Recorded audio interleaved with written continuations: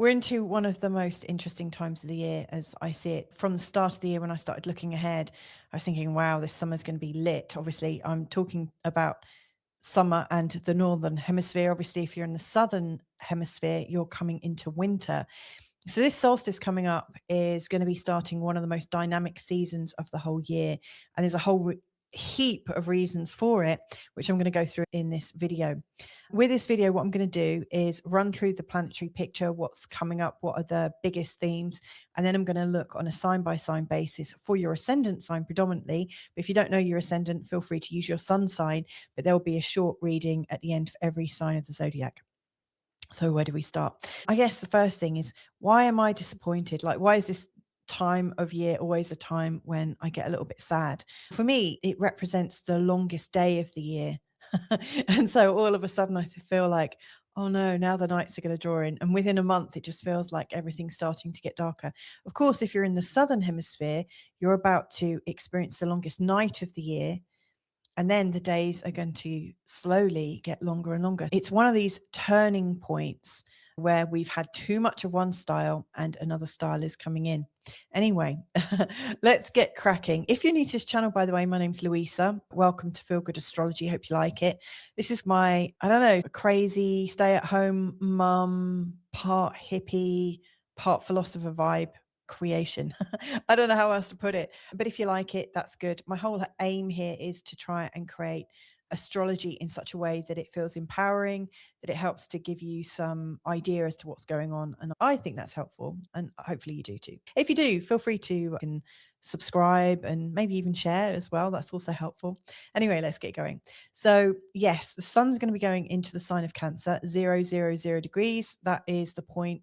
It's called 0 point, actually. The cardinal 0 points are important.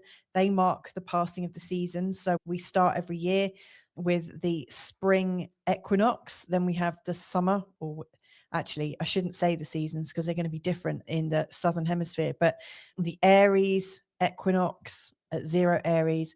Then we've got the Cancer solstice. Then we've got the Libra equinox, and then we've got the Capricorn solstice. So these 0 points of each of these signs are really important. They are turning point energies. Now, when a solstice occurs, or any big astrological chart, I'm always looking to see what the prevalent weather is like. What's the planetary weather? And this one is in a sextile to Chiron, an exact sextile to Chiron. So to me, that just speaks of this is a season that we're going into that's going to bring about a lot of healing, in particular, a sort of changing, healing energy, because Chiron is just moving out of Aries, where he was really quite defensive and where healing felt very personal and very much about our identity. And he's moving into Taurus, which is way more chill, a lot more into comfort, and a lot more about regulation and like soothing our nervous systems, enjoying our life through our 5 senses, I would say would be really a welcome change. Interestingly enough, Chiron is just moving a few days before the solstice occurs. And then he's moving back into Aries just before we come up to the autumn equinox in the northern hemisphere, or the spring equinox in the southern hemisphere. So it does feel like a seasonal shift. So we get a little taste of Chiron in Taurus just for the summer, and then it goes back into Aries for another 6 months. So we're going to get a little bit of intel here. I think things should feel nicer in our bodies. I think the interest in looking after ourselves is going to get much stronger. We're less wanting to fight and much more wanting to just be good and healthy and clean and clear in our bodies. Also, when this solstice occurs, we're in a semi-sextile to Jupiter. Jupiter's almost at this point here. And we're also in a semi-sextile to Uranus. Uranus has just passed this 0 point in the sign of Gemini. Now, interestingly, the sun is actually on the exact midpoint between Uranus and Jupiter. A very exciting midpoint, I should say. Do come into this. I think midpoints are very important. We know this from when we look at composite charts. If you've ever looked at your chart with the chart of your partner, I'm not talking synastry where like you have your chart in the middle and your partner's chart around the outside and you see where you meet, where there are all these little linkages between you both. But a composite chart, a bit like, and I'm going back to my childhood in the 70s and 80s, if we had little bits of soap in the bath, we would take one piece and another piece and we would melt them together and we would create a new master soap. It's a bit like a composite chart where you take your chart and you take your partner's chart. And for your sun and their sun, we would find the midpoint sun, like the average sun. And we would find the midpoint moons and midpoint Mercuries, and everything we'd have the midpoint for everything. And that would determine your relationship. So a composite chart is really important. And these midpoints are really sensitive. So it's interesting to me that the sun is at the midpoint between Uranus and Jupiter. Uranus and Jupiter are a really nice little pairing. Really cool because Jupiter's so expansive and Uranus just loves change. And Jupiter does have a feeling of, he's quite philosophical and also quite into faith. I was going to say faithful. That's not strictly true when you look at his romantic rep, but he is very much about like faith, like in God or in belief systems. And Uranus is absolutely about consciousness. So this is like a super belief, consciousness, expanding and altering moment, and the sun is right there at the beginning of the solstice. Now I think that's significant. I don't know about you, but I think it is. And so when I checked out the exact position of the midpoints, I thought, and I'll come back to the nodes in a sec, but I thought, oh wow, we've got these midpoints, let's check out and see if there are any other midpoints that are relating to the sun. And there's a whole heap of them. So we've got the Venus Mars midpoints. That's the midpoint between the masculine yang and the yin feminine. And so it's coming together. That sun is working with the masculine and the feminine equally. This is about integration of opposites, as far as I can see. I really think that's an integration of that part of you that wants to reach forward and that part of you that wants to rest and wait. That part of you that absolutely trusts in life and also wants to create life. And it, like the male and the female, bring about conception. So this is, and given that it's 0 Cancer, and Cancer is a sign very much associated with children and birthing and pregnancy and conception. Here I just think, oh my God, this is a season where we can conceive of our ideas. We're sowing seeds and we're going to gestate. I like that. Talking of gestation, we've also got Mercury in a midpoint with Ceres. Now, Ceres is also otherwise known as Demeter. She's the Mother Earth principle. She's like the goddess, the earth goddess. And so she's here and Mercury's here and the sun is right slap bang on that midpoint. So here we've got talk and communication and like working with the mother principle. Ceres is absolutely about motherhood and about growing things and harvesting things. Like Demeter, she and Ceres, they, according to whether you're Roman or Greek, you'll know one of them. She's the goddess of the harvest. And so she is like Mother Earth. She's working with all of the beautiful birthing points, all the plants she knows when, like a plant A is about to release all its seed and the tree is about to release its fruit. All of the cycles of nature are managed by Ceres, I think. So again, we've got this kind of birthing conversation. So I wonder what this season's about. We've got an exciting new consciousness and expansion through faith and belief, a balancing of masculine and feminine, a conversation about birthing and harvesting and growing and cultivating. Cultivating is a really nice word. And funnily enough, with Chiron in Taurus as well, I'm getting a very strong sort of cultivation feel as well. And then we've got, and this actually comes back to the harmoniousness with the nodes. In fact, if we just go back here a sec, I just want to show you. The sun is in a sextile with the south node and a trine with the north node. So it feels like we're understanding our past here and we're looking forward to the future and we're actually future oriented. So that feels good.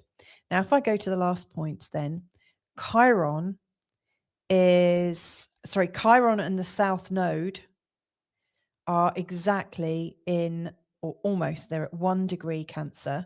So the sun at the solstice is right on the Chiron south node midpoint. And then the Chiron north node midpoint, interestingly, is 1 degree Aries, which is in a square to the sun. So there is something really healing going on, given that the sun is sextile Chiron. And I said, this is a healing season. Then Chiron and the South Node is our past, like what we've learned in the past. So the sort of combination of what we've learned in the past about healing, we're now able to bring about and bring into our season. And what we're still learning about our healing and our future direction, that is square the sun. So we're healing ourselves based on what we know and what we've learned in our journey so far, and we're slightly challenged by the proposition of healing in the future. So I really like the solstice just from this perspective.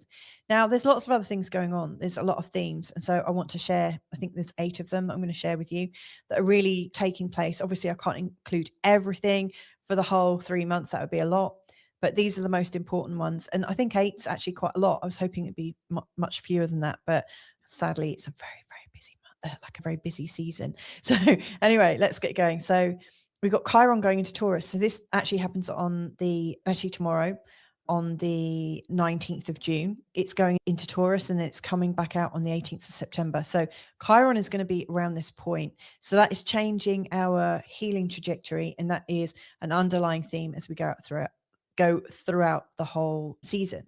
So that's always underpinning things, that we're trying to heal ourselves, self-soothe.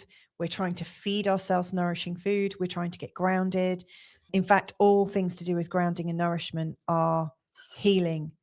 We absolutely need to follow our instinct here. So that's Chiron in Taurus. So the next one is obviously the sun's going to be between 0 Cancer and 29:59 in the sign of Virgo. So this is highlighting one whole quarter of the chart for the next 3 months. And this is where all the action's taking place. This is where most of our attention is. Obviously, we've got Pluto over here, and we've got Neptune and Saturn here, and Chiron here, but there's going to be a lot of focus around this area.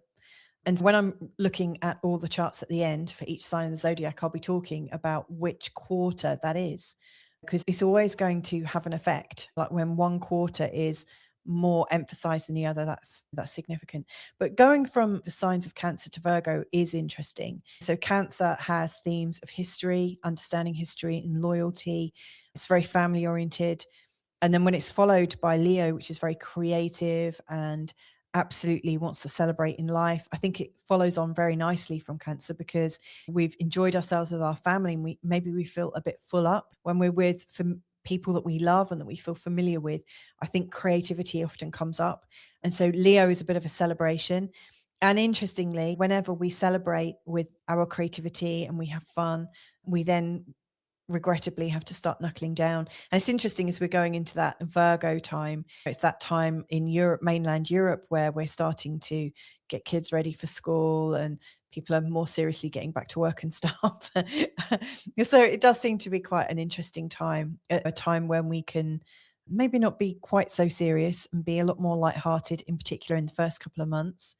We've got Mercury retrograde. It's going retrograde 8 days after the sun comes into Cancer. Now, this is interesting because Mercury is going to go retrograde from 26 degrees all the way back to 16 degrees. And it's going to go forwards again on the 23rd of July. So 3 and a little bit weeks later. So wherever this is in your chart, like 26 to 16 degrees in the sign of Cancer, that's a part of your chart that's likely to feel a little bit misunderstood between late June and late July. It's in the sign of Cancer. I really do think we're going to be deep diving into our history and into our emotions. And just as an aside, I want to say that in this year, all of the Mercury retrogrades are water-based. Our first one was really predominantly in Pisces. This one's fully in Cancer. The next one is going to be in Scorpio.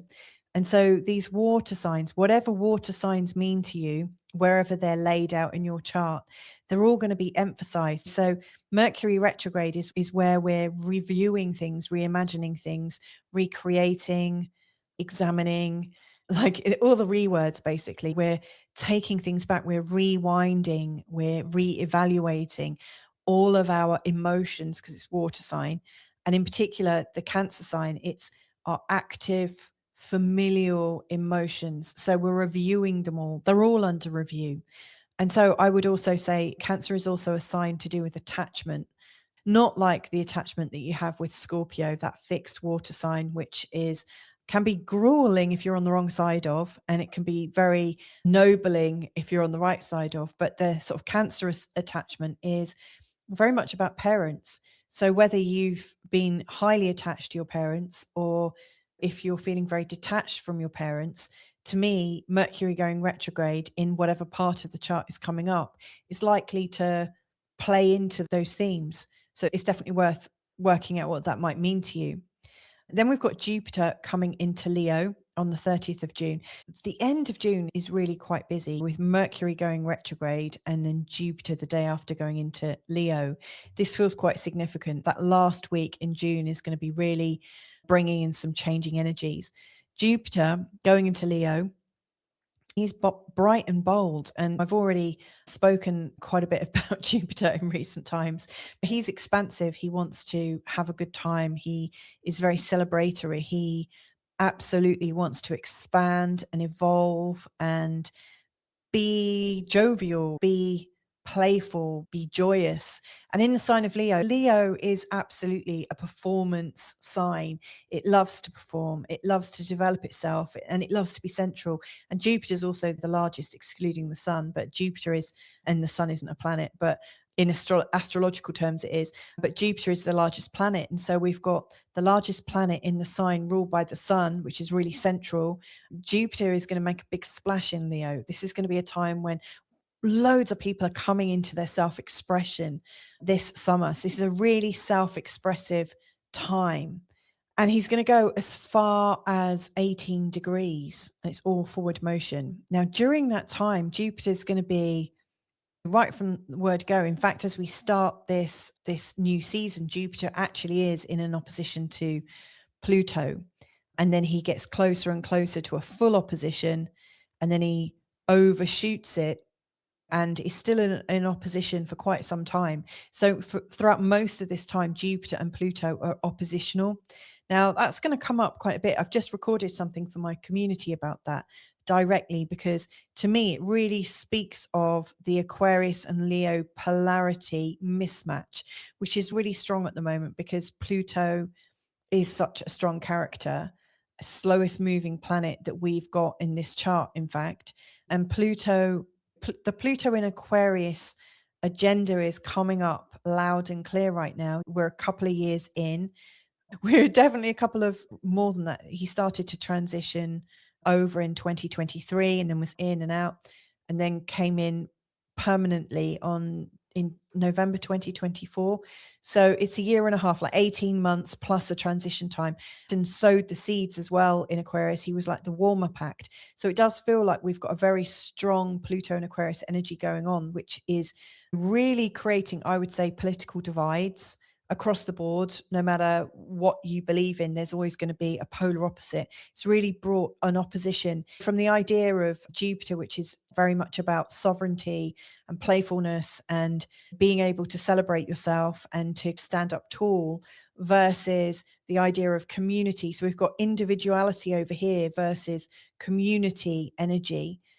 And this can be political community versus sovereign individuality. So you can see how that comes about. But then from the Pluto and Aquarius side, Pluto and Aquarius, just full stop, is actually quite scathing of any influence that gets above itself and gets very arrogant and gets above checks and balances. And of course, Leo, when it doesn't check itself via Aquarius, it gets really narcissistic and it can be above the law. And so anything that's going to trigger those kinds of energies, either they're both wanting to be in charge. And right now, Pluto's always going to get the upper hand. So, yeah, with these two very strong sort of male influences, it's likely to get reenacted quite a few times. In fact, over the next few years, this is going to continue as Pluto stays in Aquarius, at least for another 17 and a half years, maybe a little bit more.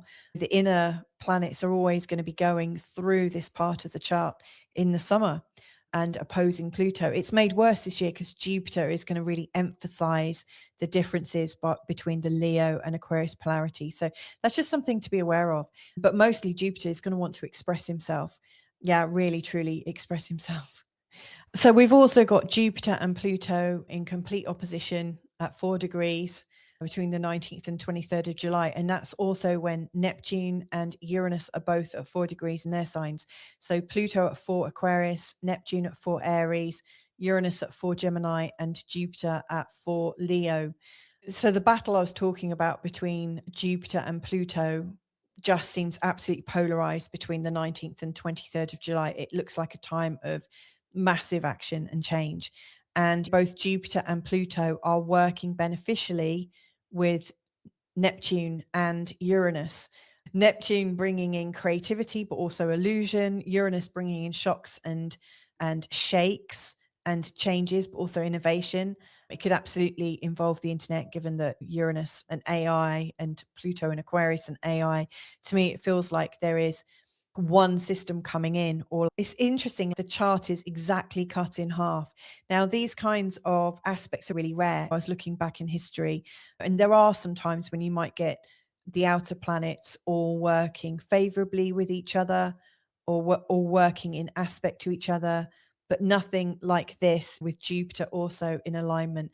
And also, if you think about this last year, just in this year, for instance, we've had Neptune change signs, Saturn change signs, Jupiter's he changes signs every year, but we've got Chiron changing signs, and we've also got the North Node changing signs. And given that the year before Pluto changed, it's just a lot of changes within 2 years. It's a crazy amount of shift. And so to me, with all of these shifts that are going on, to me, this looks like a time when it's starting to finalize. And so again, this is another one of the season's themes. It's huge. And I've already given you a bit of a heads up. On the 27th of July, the true North Node is shifting from Pisces and into the sign of Aquarius, thereby meaning the South Node, the true South Node, is moving from Virgo and into the sign of Leo. Now, if you've got eagle eyes, you'll see that this says the nodes are at 3 degrees 06. But that's because these are the positions of the mean node. So there are 2 different calculations. I've gone with the true node because I wanted to get the first moment that the nodal Aquarius and Leo pattern was coming in. So it's starting on the 27th of July. And then by the time we get to the 18th of August, the average node position has also come into Aquarius and Leo. So you could say between the end of July and the end of August, there's this sort of transitional nodal pattern. But if you now look at the shift, and bearing in mind that we've got Pluto and Jupiter across across Aquarius and Leo, then we're going to have the nodes also join across Aquarius and Leo. These themes are just going to be multiplied. Their energies are just going to be so much more powerful at those moments in time. And then if we add in, we've got the solar eclipse on the 12th of August. So that's a new moon, but it's an eclipsed new moon. It's the most important new moon of the year. There are 2 solar eclipses each year, but this one is particularly interesting to me. This is really strong. And obviously, Jupiter's not a million miles away from it. So this is big. Given that the sun is the ruler of Leo, this makes this solar eclipse so much more powerful. So again, that's another big theme coming in. And then the final one of this season, I would say, is the final eclipse of the year. And that's the lunar eclipse taking place on the 24th or 28th of August at 4 degrees in the sign of Pisces. So when I'm looking at your charts, again, I'm not looking at your individual charts, but I'm looking at all 12 signs of the zodiac, you can see that this part of the chart is really busy. We've got the Mercury retrograde, we've got Jupiter going into Leo, we've got the nodal change into Aquarius and Leo, we've got the Jupiter and Pluto opposition working with this kind of cradle between the outer planets, starting in Aquarius and ending in Leo. And then we've got the eclipses, one in Leo and then the other in Pisces. So I think most of the energies here, and that's what I'm going to look at. I'm going to look at all 8 of these points for every ascendant sign of the zodiac to talk about what kind of energy you're going to have in the summer season if you're in the northern hemisphere, or the winter season if you're in the southern hemisphere. So I hope that was helpful just to understand the grounding for this. And I'm going to go into the individual readings right now. Okay, Aries, let's have a look at the upcoming season for you. That's summer in the northern hemisphere or winter in the southern hemisphere. I'm going to be looking at these 8 points and just talking about how they're going to land for you. The first thing I want to just mention is you're likely to feel a sense of relief in this season because Chiron is moving out of your own sign and into the sign of Taurus for the first time since 2018. So it should feel there's a lot of relief, like you're not going to be feeling quite so much individual identity pain. It will feel much easier for you in that perspective. However, when he goes into Chiron in your second house, it's a real indication that you've got to be open to receiving. It really is a time when you're being asked to receive help and to allow yourself to take what you need. If there are people there giving and guiding you and helping you, it's a really strong time to try it. Now, Chiron's only going to be in Taurus until the end of, I think, the 18th of September. Give it a go for a few months and see how it works for you. Because after that, it's going to be back in your first house again. It's worth also thinking about your money strategy and how you're healing through money and how you're healing through self-worth. And again, self-worth, I think, is always assisted when we allow ourselves to be helped. So that's the first real point for this reading. The second point then, and this is the focus for this whole season ahead, it's really working from your home and family, your sense of creativity in your children and intimacy with your partner, and going into your 6th house is where you're getting back down to work. Now, the way I think about it is the 4th house is where you're working on your home and family, where you're feeling rooted and where you're feeling emotionally secure. And the more emotional security you can develop at the beginning of this season, the more creative you're going to feel when you're coming into this Leo time around, I can't remember the exact date. Is it? Hang on a second. So the more you can enjoy your roots up until the 22nd of July and really celebrate how grounded you are, how much emotional security you've got, to me, that's setting you up to have quite an exciting Leo moment from the 22nd of July until the 23rd of August. During that time, that's when you're a lot more excited by life, a lot more drawn in by the color and passion and all the things that you enjoy doing. It's absolutely a creative time where it's important to follow what you feel. And then from the 23rd of August, it feels like you've created so much and now you need to make space for it in your life so that you can allow that to ground and you can allow that to be part of your daily shape or your weekly shape. Maybe you've got into fitness, like how are you going to fit that in your overall life?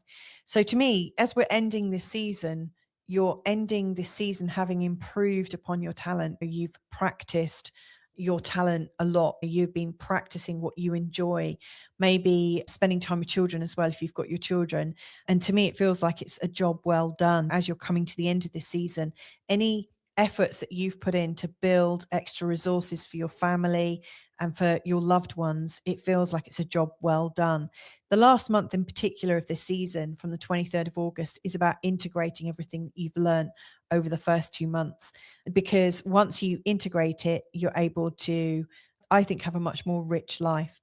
Now, as we also consider Mercury retrograde, you're reimagining your home sphere quite a lot. So it's interesting that I see the first 2 months as being a lot more tree and the third part of this as an integration. During this first month in particular, it really does feel like roots are absolutely what's important. It feels like the roots that you've had maybe haven't been as solid as you were expecting. And so that you're having to reimagine what it is that you need to feel nourished by your roots and protected by your roots. What protections do you need to put in at home?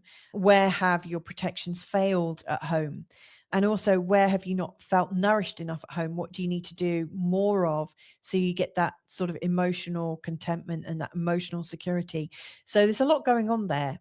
you don't want to be playing tough all the time, which I would say is very much a Chiron in Aries phenomenon that you've got used to. Now Chiron is moving into Taurus. You can drop the hard guy act or hard woman act and start like reconnecting into your softer side again. So I think this is really important.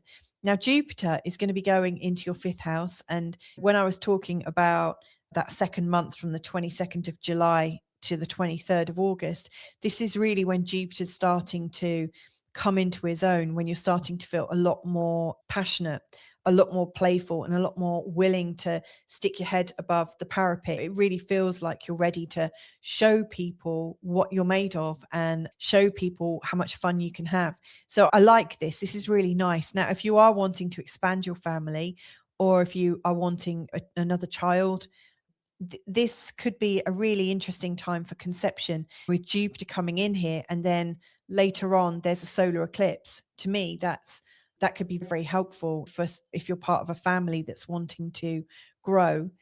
Now, during this whole season, there's also a lot of intensity around your personal development and also your personal footprint. What is the shadow of you creating in the world? And also, what's the shine of you creating in the world? To me, it feels like a time when you're not quite as outward going as you might have been in other times. There are times when you're a lot more in connection with friends and things. But right now, it feels a lot more like you're in a place of self improvement and self celebration and self creation.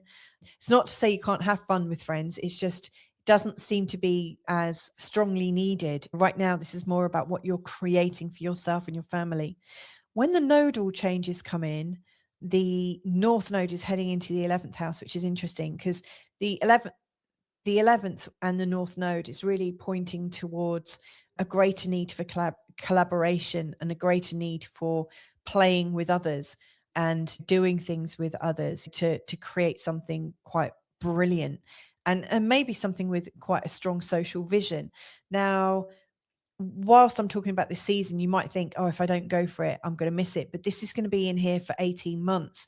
So all I'm seeing at the moment, you're learning new experiences about collaboration and not about being a rolling stone or a one-man band. To me, this is more about bringing more of your tribe together. Even though I'm saying this is a lot more personal and very much more focused around you, someone close to you, and possibly a family, some of the bigger messages coming in are about taking you out of your comfort zone and into a collaboration with other people. That's why I really like the fact that Jupiter's here right now and the South Node is coming into the fifth, because it's encouraging you to really create from a place of your first joys, your first passions, and what you've developed in that time. Now, the solar eclipse on the 12th of August in your fifth house, again, it's really asking you, like, what am I creating right now? And so I see there's a bright new start for you in terms of what it is you've wanted to create for yourself for a really long time. So don't miss up on that. If you spend your Mercury retrograde time really considering what you need to feel secure at home, so like once you got your security sorted out and Jupiter's moving into here, I think you're going to be enlivened by what makes you feel passionate. And as you focus on that energy, you might find that you're starting something that later on you'll collaborate with. But for now, it just feels like it's important that you keep it to yourself and you're self creating, which is why also babies can fit in there. Final thoughts then. The lunar eclipse is showing what you're letting go of, and that's happening in the 12th. So to me, this is also speaking of that you're going through a time of really letting go of the old person. What you're creating right now actually is a very new you, and it's very much based on your newest creations, the feelings of joy and certainty that you're creating at home. And this is putting you into a whole new way of being. So anywhere where you didn't feel secure at home, anywhere where you didn't feel secure in your family, anywhere where you didn't feel like your creations were powerful enough or compelling enough that other people might want to collaborate with you, all of those beliefs are going to be erased and eaten away. So I hope that's helpful to you as a theme for this upcoming season, Aries. If you do want to dive deeper and to know more about your chart on a one-to-one basis, then just get in touch. All of my details are below. If you would like more frequent forecasts from me than I do on YouTube, then also consider joining my school community. It's skool.com/feel good astrology. I do free forecasts there 5 days a week and the occasional hangout every fortnight. And there's lots of other different things going on, including discounts and all sorts. So hopefully see you there. But if not, have a great season ahead. Lots of love. Bye for now. Hey there, Taurus. So I'm having a look at the next season that's coming up, and there's 8 points that I'm going to be looking at your chart through the lens of. I might not do them in the same order, but I do want to start, first of all, that with Chiron is coming into Taurus, which is in your first house. He's going to be there for 3 months. He's going to be leaving on September the 18th. He's a wounded healer, but he's also very much about mastery and hidden mastery and the mastery of healing. And given that he's coming into your first house, this is really asking you to learn, who are you being right now? Do you like the person that you're becoming? Because Chiron's going to be maybe testing you a little bit. Are you identifying with the right things about yourself? And anywhere where you've experienced pain about being you, that's likely to be highlighted right now. But it's not necessarily to break you into a mess on the floor. It's there to raise awareness that there's something that you're like, there's a belief that you might have about yourself that's not serving you. He is here to help you create a new version of yourself and to see yourself through new healing insights. Now, he's going to be there for 3 months and then he's going to go back into Aries. So this is like a try before you buy. If I was in your shoes, I would keep some kind of journal and notice the times when you start feeling a little bit low or a little bit personal or a little bit self-critical. That could be really helpful because in April of next year, 2027, he's going to come back into your first house and then he's going to be there for quite some time, at least, I think 6 years. So it's definitely worth getting to grips with that energy. Also, if Chiron is in your first house in your birth chart, you will be coming into a time where you're getting ready for your Chiron return. So it might be worth checking out my Chiron playlist to hear a little bit more about it. It can definitely bring in some introversion, but it is here to help you come into mastery. So self-mastery about your identity. And it can also bring a coach in, and it can also bring out the inner coach in you as well. So it's not all a bad message. Chiron is going to be working this area for you. You could absolutely really change your occupation in this time. If you find your inner coach, that could be really quite awesome. Now, during this time, the focus is really between your third, fourth, and fifth houses. So initially, from the 21st of June to the 22nd of July, the energy is very much in the sign of Cancer in your third house. During that time, you've got the bulk of the Mercury retrograde. The third house in your chart is very much about your attitudes to belonging to the community. Do you feel like you belong where you live? Do you feel part of it? Do you feel like you know a man who can? When you think about all the different things that might befall you in life, all the different challenges and expectations that you have for local life, how is that all going? With Mercury retrograde, if you're somebody who sells, if you've got a market store, for instance, or a shop, or you're selling directly to your local market, to me, the Mercury retrograde is reimagining your strategy, your branding.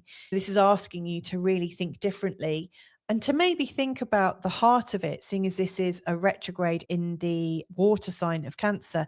So you might be wanting to get into the heart of the branding needed for your community, but you might not be selling, you might not have a market stall or a shop. Essentially, Mercury retrograding through here is going to, I think, make you think about your connections with your local friends, how you meet with them, how they feel, and more importantly, do I belong? So I think issues of belonging are really going to come up quite a lot in this first month of summer. Whatever you're learning, it's important to apply it and get excited, because Mercury's next stop after that will be to come and join Jupiter in the fourth house. So this is bringing me on to Jupiter. Jupiter is a planet of expansion and he's coming into Leo and he's going to be really playful. And Jupiter in the fourth house can really bring up an expansion at home. It can sometimes mean that it's time for a move.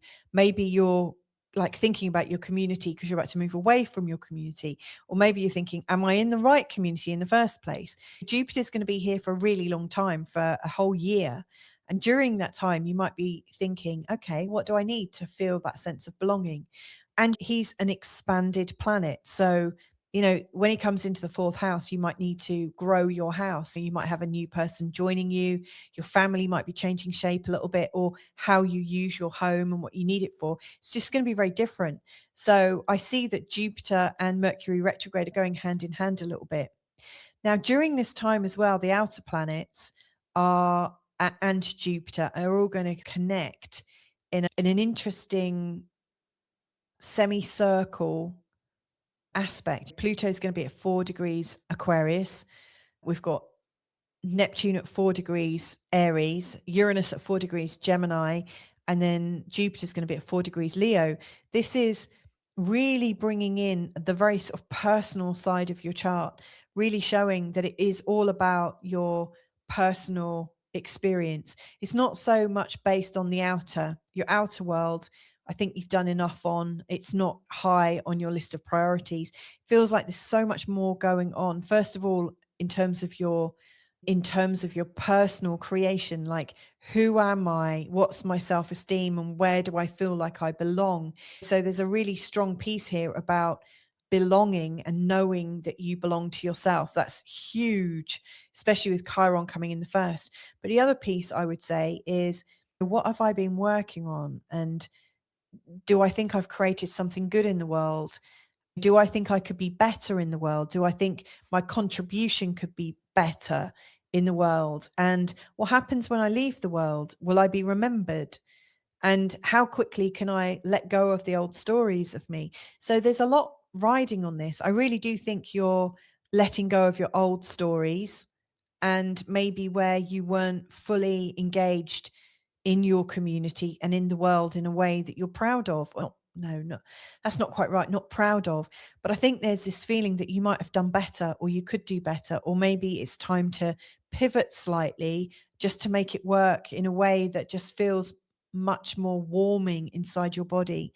I think it's really important to think about your senses. The sign of Taurus really needs to play with the senses. Sight, like, you need to see beautiful things, you need to hear beautiful things, taste beautiful things, wear beautiful things, and be in beautiful surroundings. And especially with Chiron here, your body's going to really love being looked after sensuously.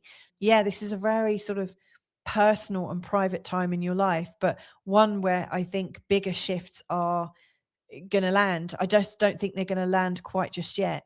The solar eclipse is going to be interesting because that's in a conjunction with Jupiter. It's in your fourth house. That can sometimes precipitate a move, especially if you have got this ongoing question about who I am and that sense of belonging. We're also going to have the North Node go into Aquarius, which is your 10th house, and the South Node go into your fourth house.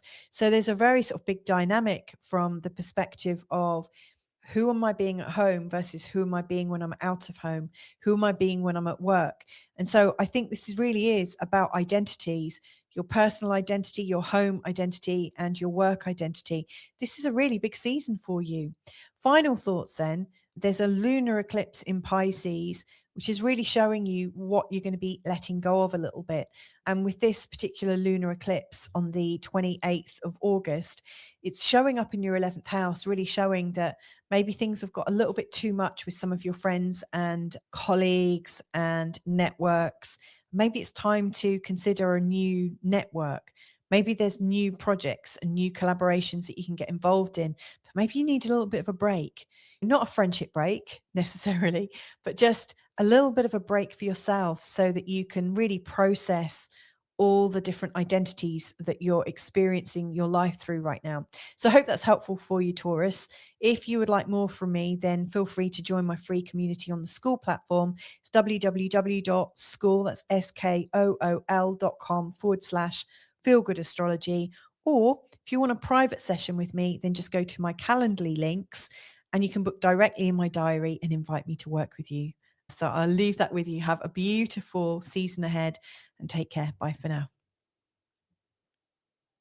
Hey there, Gemini Ascendant. So this is your forecast for the next season ahead. And you can see there's 8 points here that I'm going to touch on at some point in this reading. This is just to give you a heads up of what themes are coming up so you can look out for them. And I've broken them down on different sort of questions. So where you're healing, and this really comes in just before the new season starts. Chiron's moving into the sign of Taurus for 3 months from the 19th of June until the 18th of September. And he's going to be in your 12th house area. And this is really showing that the healing that's going on for you, any healing that's coming up, is likely to show in the realm of your unconscious mind. So your inner programming, your inner thoughts. You might find things like meditation, journaling, hypnosis, subliminals are all very helpful, something that's helping to almost change your inner operating system. It's also a time when you're likely to take a lot of comfort from a bit of peace and quiet, a little bit of privacy, which is interesting because obviously you've got Uranus in your first house, which is still stealing the show, I'm sure. And Uranus in the first house is quite social and quite radical and quite exciting. But you still need a lot of rest time. I say still need, actually, you're going to most likely come into the realization that things are moving a bit too fast with Uranus in your first house. And it's a time when you realize you need equal amounts of rest so you can recalibrate and so that you don't burn out under the brightness and busyness of Uranus. So yeah, look after yourself so you don't burn out. That's a really important point. Now, this is just coming in for 3 months, and then it's going to go back into your 11th house until April of next year. So you're getting a real taster for it. It's worth considering trying a new habit, maybe a meditation class or some kind of, I don't know, like art therapeutic course or a music therapy course, something that's more internalized and private. The focus for the next season, there's a couple of different things. So there's what side of life are you more focused on? And I would say it's more contribution based and also coming from a place of where you're expanded rather than it being local and understood by everyone in your life, like your neighbors, your family. To me, it feels a lot more far like far flung with Pluto in your ninth house and Jupiter in coming into your third house, and with Neptune here in your 11th and Uranus in your first. This could be a time when you've really considered if you're in the right place. Are you in the right community, full stop? With Pluto up here, it's probably really changed your thoughts about and beliefs about world politics, philosophy, spirituality, and all of that stuff. And you might even be studying a lot more deeply, especially with Uranus in your first house. To me, this is all of these planetary placements are suggesting new friends, a sort of different kind of spirituality that's landing for you. And because of that, a new kind of community building around you. So you might find that you're not so much in your local community as you have been before, or that you need to find a new community within your local community. Because to me, your sense of belonging is shifting because you're shifting yourself and your identity with Uranus in your first. And that's really coming in and becoming very apparent towards the end of July. And during that time, the transiting North Node is going to go into the sign of Aquarius and the South Node into your third house in the sign of Leo. And again, that's really going to bring up the polarity between the belief systems that you're really born with and your local community from birth and the kind of mentality that you're born with. So even if you're not in the same community, maybe you've found a community that just feels like home, that you've got the same kinds of people doing the same kinds of things in the same kinds of ways. And yet the North Node is really challenging you to look deeper and further away. With Pluto and the North Node in the ninth, it's a very sort of intellectual and philosophical time. Really wouldn't surprise me if you get some benefit from writing. The ninth house is very much a writer's house because we're learning so much. And given that you've got Chiron going into the 12th, that can be very much about journaling, and Uranus in the first, it feels like a time when what it is to be yourself is shifting, and capturing your ideas in words would be very beneficial. So to me, that feels important, really important to bear in mind. Now, also during this time, the sun's going to be going through Cancer and Leo and Virgo. And during that time, the first month really until the 22nd of July, the focus is really on what's my value? What am I adding to the world right now? What's so important about me? What am I worth? And so I think your self-worth is likely to be a huge thing.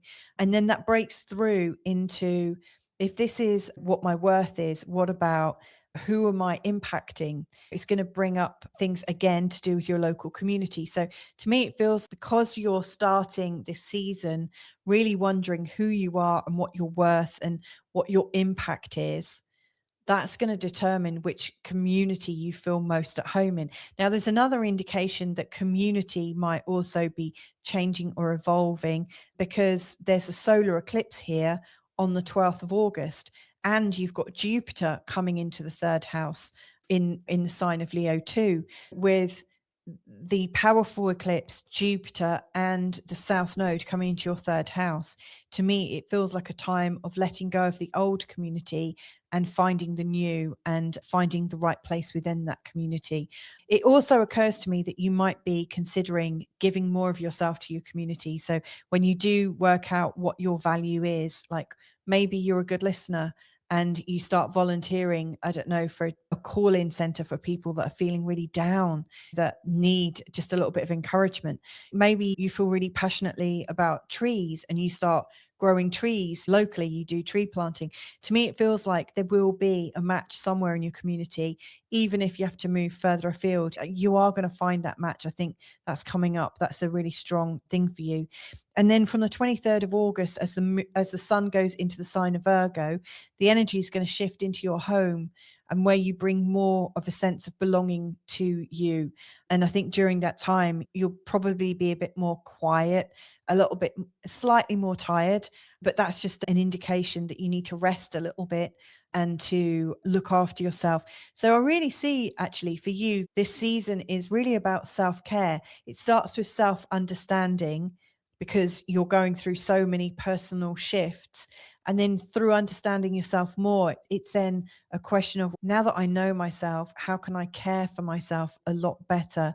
And how might I match my own vibration to the right kind of community about you? And so I think towards the end of this time, you will be wanting to spend more time at home, because it's almost like a luxury. I get the feeling you know so much more about yourself. Final thoughts then. At the end of August, there is going to be a lunar eclipse, which is showing what we're letting go of. And it's going to be the last eclipse of the year, and it's in your 10th house, which is interesting because your North Node is moving from the 10th and into the 9th. So to me, it feels like there is a shift going on in your career. There's a shift in what you believe about yourself and what you think you should be doing. To me, it feels like you're not leaving a corporate environment, but and I don't think you're stepping down, but maybe you're stepping into more purpose. Maybe you're stepping into something that feels absolutely much more in alignment with your vibration and your frequency right now. So I guess, Gemini, what I'm saying is there's a change in your identity. And because of that, it's fueling so much more for you. So I hope that's helpful. If you want more forecasts from me, feel free to join my free community on the school platform. That's skool.com/feelgoodastrology, where I do around about 5 forecasts a week, and also do a fortnightly free hangout that you can join about the moon, either a new moon or a full moon. So that's there as an option. If you would like me to work with you on a personal basis, Uranus going through the first is a pretty intense time, then just get in touch. All of my details are below. My Calendly diary is available, so you can just book in my diary and invite me to work with you. And that's how I roll. So if that sounds good, then just get in touch. But anyway, lots and lots of love to you. Have a good season ahead and catch up soon. Bye for now. Hey there, Cancer. I'm going to talk you through the next season ahead. What are the big themes coming up for you over the next 3 months? Now you can see I've got 8 points here. I'm going to go through them in no particular order, but hopefully it'll all be helpful and help you see what's coming up. Now, first thing I want to highlight is this time every year, you're coming into a time when the first, second, and third house are really emphasized. And that is bringing up a sense of self-knowledge, self-understanding. The first house, and that's taking us from the 21st of June to the 22nd of July. When the sun's going through the sign of Cancer, this is really going to be asking you the question of, who am I right now and who am I showing up as? When the sun goes through the first house, all of a sudden you've got energy to consider yourself. You've got a little bit of space to be able to enjoy playing with your appearance a little bit and considering how you come across. Now, during that time as well, just to be completely upfront, there's going to be Mercury retrograde going through your first house, going from 26 degrees to 16 degrees. And so this is likely to bring up some questions about your image and about how you come across, and about maybe, am I on the right path? And who do I need to be able to live the kind of life that I would like to live? And so Mercury retrograde is likely to bring up quite a lot of self-inquiry during that moment in time. So it's worth just being aware of that. Where am I going to go next? I want to talk about what the outer planets are doing and how they're doing this pretty much throughout the whole time. But Jupiter's a bit of a wild card. So we're just waiting for Jupiter to come into place. So we've got Pluto between 3 and 5 degrees. We've got Neptune around about 3 to 5 degrees in the sign of Aries. And we've also got Uranus around that point as well. During the 19th to 23rd of August, 19th to 23rd of July, all three of them are going to be at 4 degrees. And so is Pluto. He's going to be at, so is Jupiter at 4 degrees in the sign of Leo. They're making what looks like a basket or a casket or a cradle that's going from your 8th house to your 2nd house. And this is likely to bring up quite a few questions in terms of value. So it's really starting in your 8th house, which is about how other people are valuing you, how other people are prospering you, and the level of trust that you have with other people. And so Pluto going through your 8th house is no doubt challenging you a little bit on that. You're given opportunities to see just how comfortable you are with other people's versions of events or other people's theories about you. And then with Neptune in your 10th house, that's bringing up an energy of wanting to be creative in your career. And it's possibly bringing up a little bit of, I don't know how to be more spiritual in my career. I don't know how to make it more creative. It has to feel like it has a pulse. It has to feel like it's alive. And then with Uranus in the 12th, it's bringing up a lot of intuition. And then as Jupiter comes into your 2nd house, there's this huge question about the money you earn, and also how can you feel more confident in yourself? How can you build your confidence? How can you feel like you're valuable? And so to me, it feels like the questions other people have asked you, or the questions that you're intuitively picking up from people, are going to become part of Jupiter's campaign. Jupiter on the 30th of June, he's coming into the sign of Leo, and he's going to be in your 2nd house for the best part of a year. And during that time, he's going to be like making you work it, baby, really put your best foot forward. He's going to be helping you to see where you have more value in what you're offering, and also how to be proud and excited about yourself, how to come into the joy of being you. And it might feel a little bit sore at first, because Jupiter always inflames things as well as expands things. And so if you're feeling a little bit not very confident, Jupiter may well make it a little bit worse before it gets better. Now, why this is important is Jupiter is going to be in an opposition to Pluto for quite some time during this season. And so you might find that your feelings of self-esteem are really very much linked to other people's perceived judgments of you. And so I think one of the jobs of this season is to recognize that your worth is not determined by other people. It's not. It's something for you to decide for yourself. If you're living for validation, if you're living for other people to recognize and see and hear you and accept you in the world, you could be waiting a long time. The only thing that you've got any control over is how you think about yourself. And so I think Jupiter's going to be working really hard here to boost you up, but to give you this kind of bulletproof confidence that comes from knowing yourself and knowing that you have a right to exist. And anyone else and what they think and say, it's just an airborne event. They open their mouth and out comes something. But what's important is how you feel about yourself. So I think this is a really big season in those terms. And yeah, later on the 12th of August, in fact, there's a solar eclipse in the 2nd house, really reminding you of that very message. So if you've got something to launch or start, or something to promote yourself, or something that you feel good about, maybe you make a good decision about yourself, you decide to get a nice haircut or something, I don't know, the 12th seems to be like a day when things are going to be moving on for you in a nice way. The lunar eclipse, I know I've just gone straight to the end, but I will come back to the other bits. But the lunar eclipse on the 28th of August, 2/3 of the way through, is coming up. And in the ninth house, it's almost drawing a close to a chapter that you have had where you've ventured abroad, or where you felt really expanded, maybe where you even came out of your current knowing, the place where you feel like you belong, anywhere where you've lived outside of where you think your place is in the world. It feels like that's shutting down a little bit, or it was a good experience, but now you need to draw back in.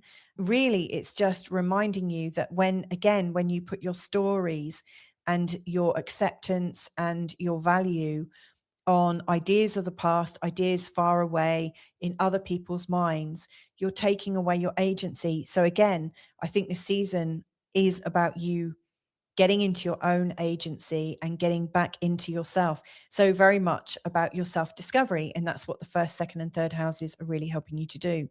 Now, during this time as well, Chiron is heading into the sign of Taurus, which I think is going to be helpful because you've had Chiron going through your 10th house for a long time. And that can sometimes bring up a lot of coaching in your career. Maybe you have become a consultant or a coach, or maybe you're somebody who is relied upon to be there for everybody else. But B, it could also take difficult people out of your career as well, and people that you feel particularly judged by. But with Chiron going into the 11th, you might find that the next thing that you're working on is about, like, where do I belong? Do I belong to a particular tribe? Is there a kind of group? Is there a social group that I'm aligned to? To me, it feels like whatever you've associated yourself with outside of your own control is up for some kind of rethinking. And again, that also ties back in directly to Mercury retrograde. If I was in your shoes, Cancer, given that you've got Mercury retrograde, you've got Chiron coming into Taurus in your 11th house, and you've got this very strong Jupiter in this place of self-evolution and your sense of confidence and self-esteem, I think keeping a diary or a note of your feelings, maybe because you're ruled by the moon with Cancer rising, or even if you've got Cancer sun, that's very moon related. I would keep a moon diary if I was in your shoes, and mark down how I'm feeling according to where the moon is, and start to see what patterns are coming up. Also start to see the language that you're using. I feel bad.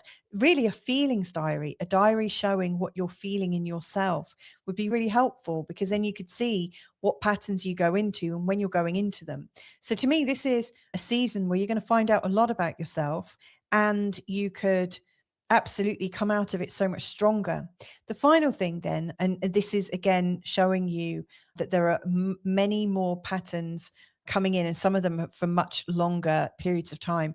And this will be the nodal pattern. So the North Node is going to go into your 8th house, which is where Pluto currently is. And so at the beginning here, I was talking about Pluto and how it may feel like you're being judged by people, and maybe that you're ready for some sort of transformation in terms of blame, shame, guilt, anger. So if you've carried guilt or embarrassment, if you've been carrying that in your aura, if you've been carrying that in your memory, in particular about childhood events, because that's normally where it starts, but anywhere where you feel slightly ashamed or slightly put upon, slightly lesser than, the North Node here is going to bring you lots of opportunities to explore this. Now, opportunities makes it sound like it's a helpful thing, but sometimes these helpful influences feel like shit. I'm not going to beat around the bush. And what I would recommend is be really not overly cautious or guarded, but just notice how you feel when you're with particular people, in particular family members, friends from the past. Just notice when any negative feedback comes, any negative self-talk that you have yourself. So for instance, if you spend time with your mom and your mom says, "Oh, darling, you look so tired." And then you go, "Oh," and then you realize, bloody hell, my mom says that every time I meet her. Why is she doing that? Noticing the patterns and noticing the feeling that comes from it, because there'll be some things like playing into this. And when you can see what's going on, you might get a better feel as to how much time you want to spend with people, whether you need to talk to them about something. But you might find that there are subtle put downs or things that you've taken as taken for granted, oh, that's just my mum, or that's just my sister, that's just how things roll. But you might find that the cost of that on you is it really hurts, or that it pulls your energy down. I don't think you have to necessarily challenge people. The North Node is going to be in this part of your chart for 18 months. And at some point, it's going to meet Pluto and they're going to have a big conjunction there. So it's worth paying a little bit of attention on what is a signal of that feels uncomfortable. That feels like it's taking from me. That feels like it's not helpful. That feels like I could do without it and feel really happy never to experience that again. So anytime you meet something like that, write it down, get some space. You don't have to get into a big debate or an argument or anything like that, but just notice what happens. And then like maybe think about ways of addressing it with somebody. You might say to your mum, look, mum, I notice every time I see you, you say how tired I look. And I'm wondering if that's A, actually true, but B, this is how it makes me feel, or this is how I feel when you say that to me. So to me, it's like, how can you start to, if you think of a Coke bottle or lemonade or whatever, fizzy pop, if you think of when you open it for the first time, all the bubbles come up. That's, I think, what it's going to be like when the North Node and Pluto get together. So what you want to do is off gas some of the tension, some of the difficult psychological tension that builds up. This period of time with the North Node going through here, it is a gift. It might not feel like it, but it's going to help you to see what's robbing you of your emotional fitness, or what's robbing you from your feelings of security in yourself. And it's going to give you an opportunity to talk about it. And the reason I say take some time before you go into it is the 8th house is a place where you can have really messy arguments. So you want to think carefully about it. And that's where I think things like AI and a good solid friend or a coach can really help. They can help you enter into these conversations and exit these conversations in a skillful way. And actually, maybe that's the last point. With the North Node going through here and the South Node going through here, knowing when to exit a conversation and how to exit it could be one of the best skills that you learn. And it's all starting right now. Yeah, this is a time of massive self-development. And I do think over the next couple of years, you're going to get a few monkeys off your back. So what starts here is going to have some really big effects. So go lightly with yourself, be kind to yourself, and have a good season. Now, if you want more, if you'd like more forecasts from me, then just feel free to join my free community on the School platform. It's www.school, that's skool.com/feelgoodastrology. Or if you'd like to go deeper with me in an actual private consultation, whether I read for you or actually do a Zoom call with you, however you want to do it, feel free to just book into my diary. It's on Calendly, the link's below, and invite me to work with you. But anyway, loads of love, and catch up and have a great season ahead. Bye for now. Hey there, Leo. Let's have a look at this new season for you and see what's coming up. Now, as you can see, I've got 8 things I want to mention. These are all different influences taking place over the next 3 months, going from the 21st of June to the 23rd of August, 2026. I'm not necessarily going to do them in the same order, but you can see there's a little bit more detail down there. So this is for you with Leo ascendant, Leo rising sign, or if you don't know your rising sign, you could listen to your sun as well. I'm going to start, first of all, actually with this great big semicircle here, which is representing something that the outer planets are doing. Now, they're already coming into this alignment, actually. It's made up with Pluto at 4 degrees, Neptune at 4 degrees, Uranus at 4 degrees, and finally when Jupiter comes in at 4 degrees. But Jupiter's already working in opposition with Pluto. He's already working with Uranus and already working with Neptune. So they're already coming into this strange connection with each other. But what they're doing is they're creating this very lopsided chart. And for you, there's a lot of focus in the outer world. Not so much, I would say, like the outer, like what you're learning from people in your life, and also what you're learning about your role with other people, and what you're learning about the role that you perform in the world. So this is really looking from, first of all, your relationships to then like your contribution and what you're letting go of as well. So this is, to me, the story of your outer and higher life. What's your highest intention? The 10th house, you've got Chiron going into the 10th house just before the solstice. And Chiron's going to be here until the 18th of September, just before the end of this period, at the end of this season. And so it feels like your purpose at some level is changing, and there's a clearing there's a real clearing associated with your purpose. Like Chiron, he's known as a wounded healer, but he's also known as a gifted coach and mentor. And when I think of Chiron in the 10th house, yes, it could be work issues, like where you might find you're in the wrong job, or you might find that your confidence or the recipe that you are usually working with to make your work, you might find you're needing to heal about something, like something about your strategy that's not working. But you might also be healing by coming into your inner coach, your inner mentor. You might be coming up and helping other people with their career woes. To me, this could be where you're actually taking on more responsibility because of your ability to face where you're vulnerable. And I think that really makes a difference in the professional world, because where you can see your vulnerabilities, it signposts you as quite a different person. So again, not only is there this upper and outer kind of force right now helping you work through relationship issues and also focus on what your contribution to the world is, to me, it feels like you're really wanting your contribution to the world to really have meaning. So I see that as a real change.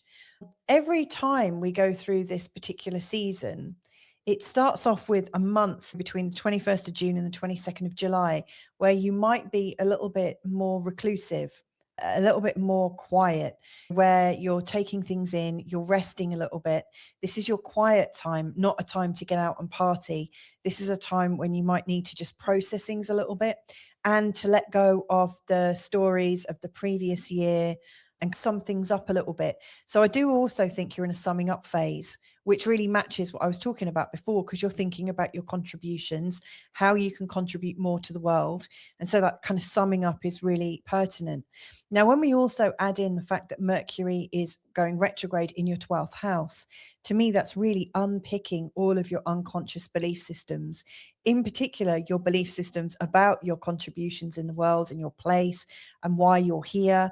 So again, that really adds that in. And Mercury's retrograde in that first month of this season, between the 26th of June and the 23rd of July. So this first month of the next season, to me, is a time when you're really thinking things through. Now, at the same time as you're thinking things through, Jupiter is expanding you through your personal image, which is really interesting. So Jupiter's coming into your first house. That's seen as usually quite lucky. Can be a time when we put on weight. So just watch out for that, FYI. But whether you're actually putting on weight and like getting bigger, Jupiter is expanding us. You might actually find that your public image, your becoming larger than life. Everybody's getting to hear about you. So to me, this is also a time that if you're considering the impact you're making in the world, and you're also considering how you can make more of a mark and create more of an impact, then actually this season is starting off a whole year of having a lot of attention, a lot of focused attention, where people notice you more. In fact, the solar eclipse on the 12th of August in the sign of Leo at 20 degrees is in your first house, and it's absolutely encouraging the world to see you and find you. And it's really about your bright new start. And so to me, this is a message that you are meant to be seen right now. And so you probably should find out what it is that you're like, what the mark is that you're leaving on the world, because people want to see you, and you can absolutely start something from the 12th of August. That feels like a really good time. Now, interestingly, the lunar eclipse that's taking place on the 28th of August is taking place in your 8th house. And to me, this is an indication that you're leaving behind some of the trauma of how family members and ancestors and people from the past have been valuing you. Anywhere where you feel like you've been a joke, anywhere where you feel like you've been underestimated, put down, guilted, shamed, embarrassed, to me, that's also showing a departure. There's a death of that ego side of you that wanted you to feel bad. There's always a side of you that will almost conspire with the people that are trying to make you feel bad. There's a self-sabotage part of us. To me, that's an indication around the 28th of August, you're really ready to let that go. It feels like it's time to let that go. And maybe part of that is also because in this year ahead, the true North Node and later on the mean North Node are moving from the 8th house and into the 7th house.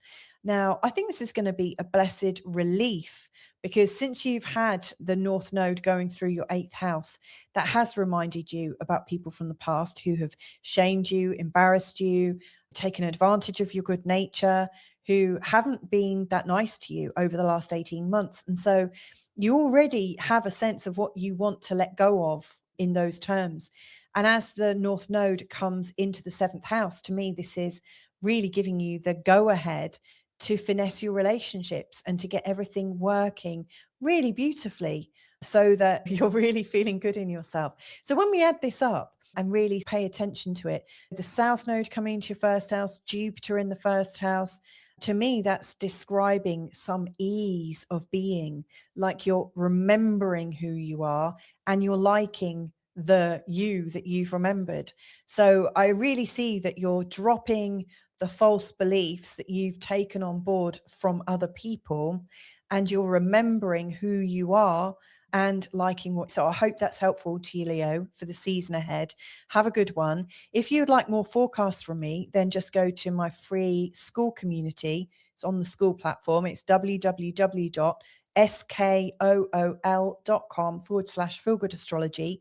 Or if you want to book an actual session with me where I either read your chart with you not there, or where we meet on a Zoom call, then just feel free to book into my Calendly diary and invite me to work with you. Simple as that. So I'm going to leave that with you. Have a beautiful season ahead and catch up with you all soon. Bye for now. Hey there, Virgo. So I'm having a look at your next season. So for the next 3 months, and I've got 8 different points I want to run you through, not necessarily in that order. It's really as it comes up. I'm going to be answering some of these questions, like where's your bright new start, what you're going to let go of, what you're reimagining, what you're expanding on, where you're healing. And that's actually where I want to start first of all, because just before the solstice comes in, we've got Chiron moving into your 9th house for 3 months. And that's really changing your focus a little bit. Where it's been in the 8th house, the 8th house is a place where we go through some very intense healing, really intense healing. And when it comes into the 9th, this is ready for us to experience some freedom. It's also quite a philosophical place. It's a philosophical house and a spiritual house. And so to me, it feels like you're coming out of a time of deep and possibly negative programming and feelings of guilt and shame and things like that. But you're coming into a time where you're ready to release that and have more of a spiritual approach to healing. It's also a place where we like to write and journal and notice things and share things. So to me, it feels like it's something that you might do in circle, or I don't know, there's probably a beautiful community or several beautiful communities where you're learning through journaling or learning through working together. So to me, it feels like you're healing in a way that allows you to learn with others, maybe across the world. I don't know, just a thought. It really feels like there's some kind of academic activity attached to it. The focus for the next season, every time this season comes along, so if it's summer if you're in the northern hemisphere, or winter if you're in the southern hemisphere, this is always working between your 11th and 12th and first houses. So it starts off actually quite social. And interestingly, Mercury is going to be retrograde during that month. So between the 21st of June and the 22nd of July, the sun's in your 11th house. And then from the 26th of June and the 23rd of July, so roughly the same timescape, you've got Mercury retrograde. So this is really giving a huge impact into your 11th house, which is about friendships and networks, where collective dreams and group visions are formed. It's a place where we might feel very much in a tribe, where we feel very connected to people, sometimes people we don't even know, but people that we feel are like our real family, even if we've got nothing in common with it, nothing obviously familial linking us together. So to me, this is like friends of friends, or friends across the world, like interest groups and things like that. With Mercury retrograding, to me, it feels like you're reimagining your space there.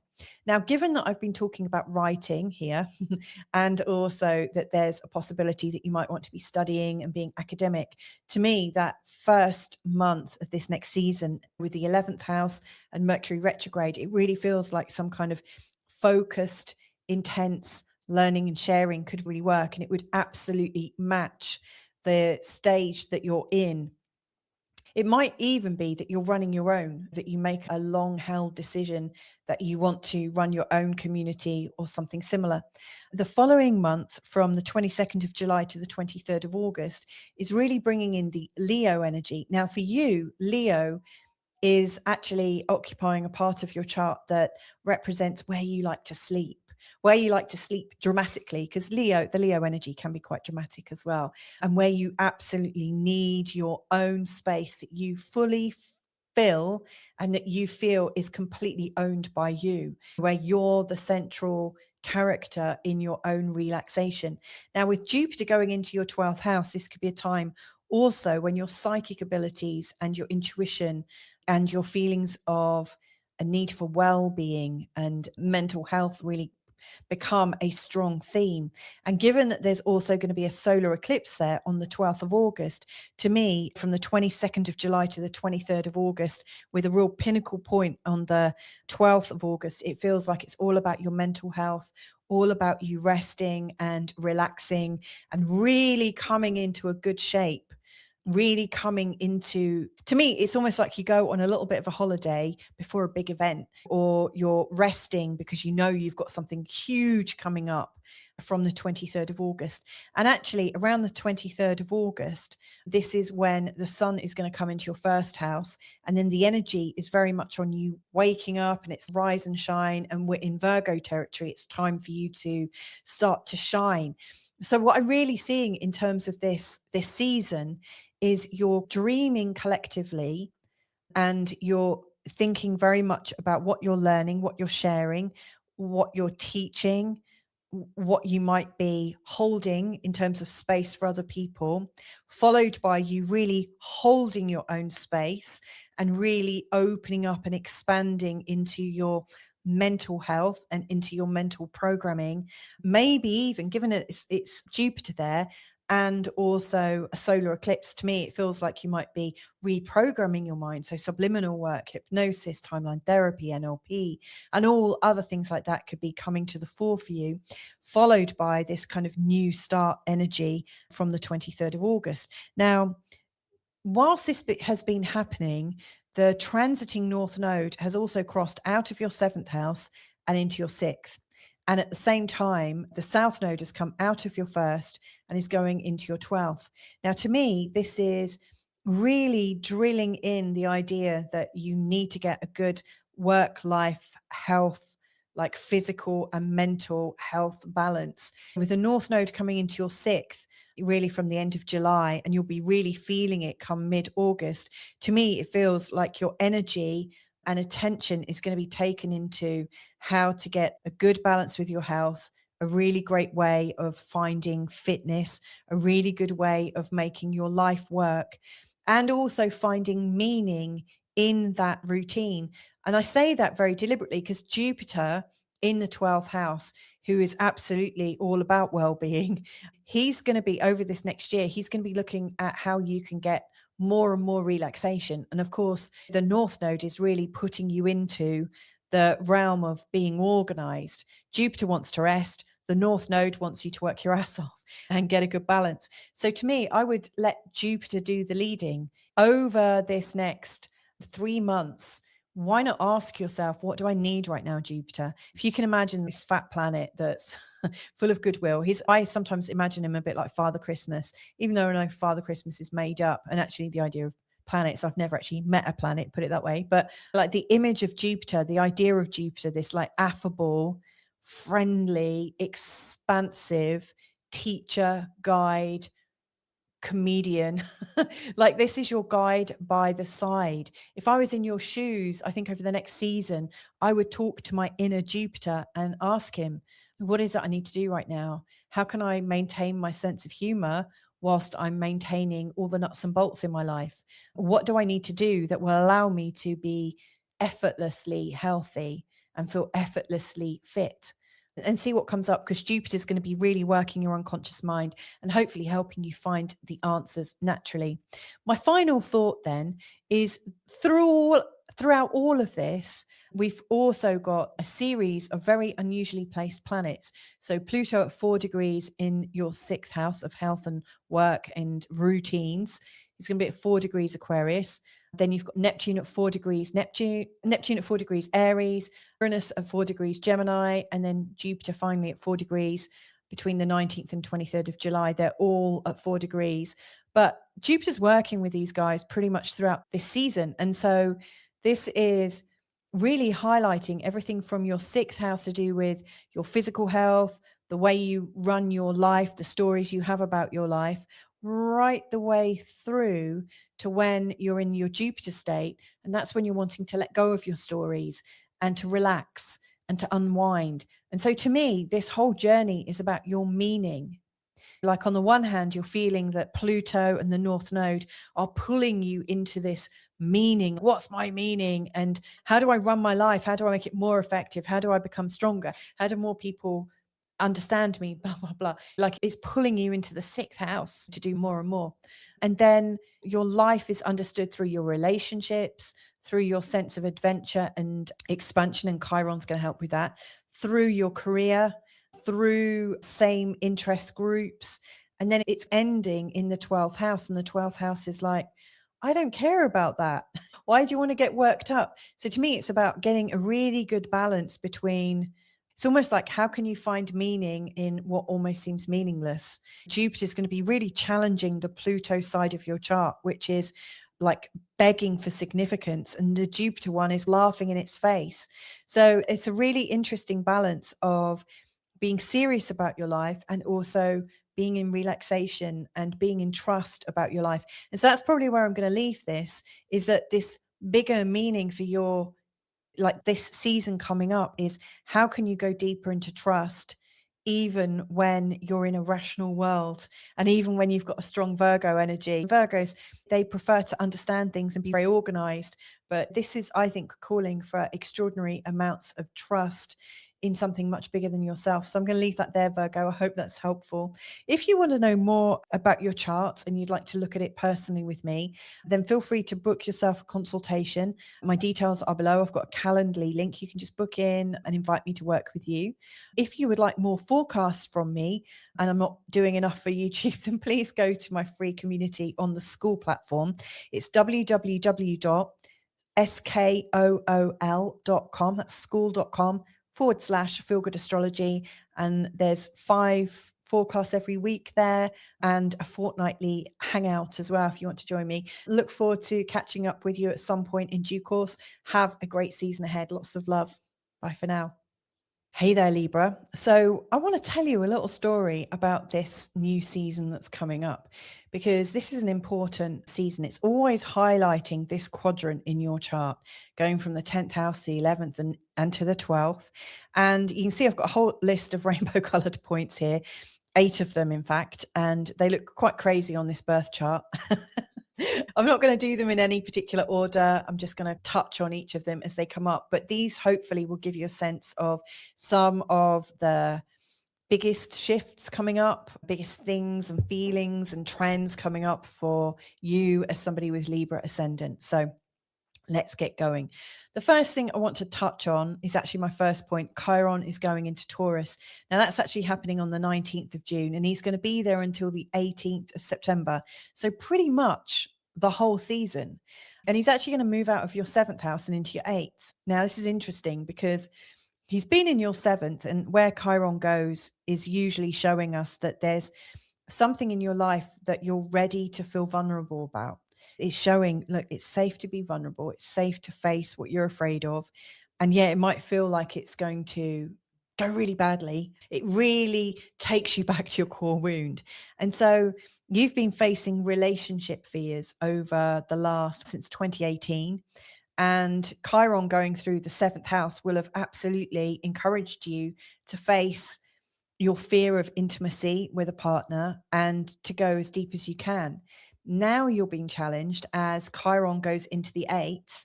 You're being challenged, but you're also being gifted because Chiron isn't just the wounded healer. He's also a gift and a coach and a mentor. And we do come out the other side with the Chiron experience. So as he comes into the eighth house, this is the place where we go into deeper trust with people, where things get really real. So the eighth house, I consider it to be another relationship house. And this is a place of your partner's money, your family's money, the shared money you have together. It's also the shared attitudes and values that you hold together. It's also how your partner and family view you. It's also all about how they value you. Do you feel valued by them? It's also a place where blame, shame, guilt, and anger live and reside. So, over the next 3 months, as he dips his head into your eighth house, you might feel a little bit vulnerable, like there are new no-go areas. And really, all that's signifying is that you're actually ready to go deeper in your relationship. And the more you can trust that it's safe to explore things and that it doesn't need to be personal, the easier it will get. The good news is you're getting a little taster of it for 3 months, and then he's going to go back into Aries for 6 months, and then he's going to come back in April of next year. So it's giving you a little bit of heads up. This can be a time when you do so much psychological learning and you're really ready to shift things. And of course, the more you shift, the more you go into mastery.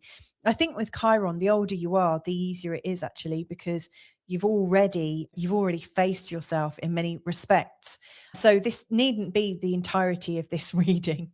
The next thing I want to focus on, it looks like I'm doing this chronologically, but this whole area from the 10th, the 11th, and the 12th. So as we start this season, the 10th house is activated, and the 10th house is all about your career, your standing in the world, your reputation, how people see you, your legacy. Now, it's interesting because Mercury is going to go retrograde. So you could say from the 21st of June until the 23rd of July, which is just as the sun's moved into Leo, but also when Mercury goes direct again. So from the 21st of June to the 23rd of July, it really feels like there's a lot of thinking about your role in the world. And maybe you're going to go through some changes in terms of your job. Mercury retrograde is asking you to reimagine your future, reimagine your work. Do you still need to work? Do you need to work in the same way? Do you need to work in the same office? There's going to be a lot of different things shifting. And so this is important. And you might feel a bit emotional about it because this is a Mercury retrograde in a water sign. And so it's likely to bring up some things. But what's coming from this is you trusting yourself more. To me, like with Cancer in the 10th house, to me, I think this is related to the fact that lots of the things you end up doing are caring for others and looking after others. And so with Mercury retrograde here, to me, it looks like, how can I work in such a way that I don't end up suffering by caring for others? How can I create more space for me? Now, Jupiter is going to be moving into the 11th house. Now, this is quite a happy place for Jupiter. He quite enjoys having a bit of a laugh here. And it's a very social place, a very social time. He's going to be there for about a year. He's going in from the 30th of June. And so this is bringing up a lot of opportunities to work in a different way and to spread your feelers out and to connect with people, maybe to find your tribe in a new way. Maybe you're collaborating with people rather than strictly working in one office setting. It feels like there's a different remit for you. This is a really lucky time if you're trying to get funding or if you're trying to influence people and have a much bigger reach. Now, in particular, the solar eclipse on the 12th of August could be a really great time to start growing your remit and to start reaching out further and further. To me, that's a time when you're likely to naturally have influence and people will find you much more easily. So to me, that looks really helpful. Now, at the end of July, the true North Node is going to be moving out of Pisces, where it's been for the last 18 months, and it's going to go into the sign of Aquarius. Now, at that point, it's going to start this new feeling of creativity. It's going to be really highlighting all levels of creativity for you, in particular, anything to do with your children if you have them, but also like how can you create for yourself? What brings you joy? rather than everyone else? What lifts you up? So again, there's another sort of mention that this is about you and what you can do. And it's funny because as much as Jupiter is trying to get you to collaborate with other people and see that there's a much bigger world out there that you can influence, at the same time, you're being asked to rein it in a little bit and to create for yourself. The North Node here is really asking, what are you passionate about? What do you want to do? So again, it feels like your direction, your status, the mode of what you're doing is reorienting, you're pivoting away from serving other people to serving yourself. And so I think there's going to be an interesting kind of balance over the next 18 months from how can I serve myself whilst also being in a community. And that's a really big theme. Two more things I want to share then. The lunar eclipse on the 28th of August is happening in your sixth house, indicating once again that there's something that you're letting go of. And to me, it's an old story about your work, your home, your security. So there's some aspect of your security that you're letting go of, or that it's naturally changing. Your stories around your security need to shift and update. So again, there's so many little nudges here that your life is transforming. So brilliant. The last thing then, I just want to comment on, there's an outer planet sort of cradle that's coming. You've got Pluto at 4 Aquarius, we've got Neptune at 4 Aries, we've got Uranus at 4 Gemini, and we'll have Jupiter at 4 Leo. They are forming like this protective and dynamic cradle across one side of your chart. And whilst it's doing that, it's really activating this side. And to me, this is it starts from your creativity, how you share it, so how you perfect it, how you share it with others, how you go deeper with others, how you're learning a spiritual lesson along the way, how it raises your status, and then finally, how you end up collaborating with other people. So I think you're on a journey from your creativity right the way through to taking it to a collaboration and all the little steps in between. But yeah, overall, Libra, I just think there's a huge shift. It feels like your status in life has evolved, your way of seeing things is evolving, and there's a very strong need now to serve yourself over serving others. And so I hope that goes really smoothly for you. So wishing you lots of luck and love. And if you want to go deeper with me in a forecast, then just feel free to book a session with me. You can go to my Calendly link just below and book into my diary directly, and we can take it from there. Or if you want extra forecasts that don't go on YouTube, I put an extra usually 5 on my school platform every week. And it's free to join. And if you want to join my community, just go to www.school.com. That's SKOOL.com/feel good astrology and join me there. So however this goes in this next season, I hope it goes well. I'm absolutely sure it will do. So lots of love, Libra. Take care and catch you real soon. Bye for now. Hey there, Scorpio. Let's have a look at the next season, going from the start of the solstice on the 21st of June, right the way through to the beginning of the next season on the 23rd of August, 2026. I've got a fly. Yes, it is summer in Portugal now. It's fly season.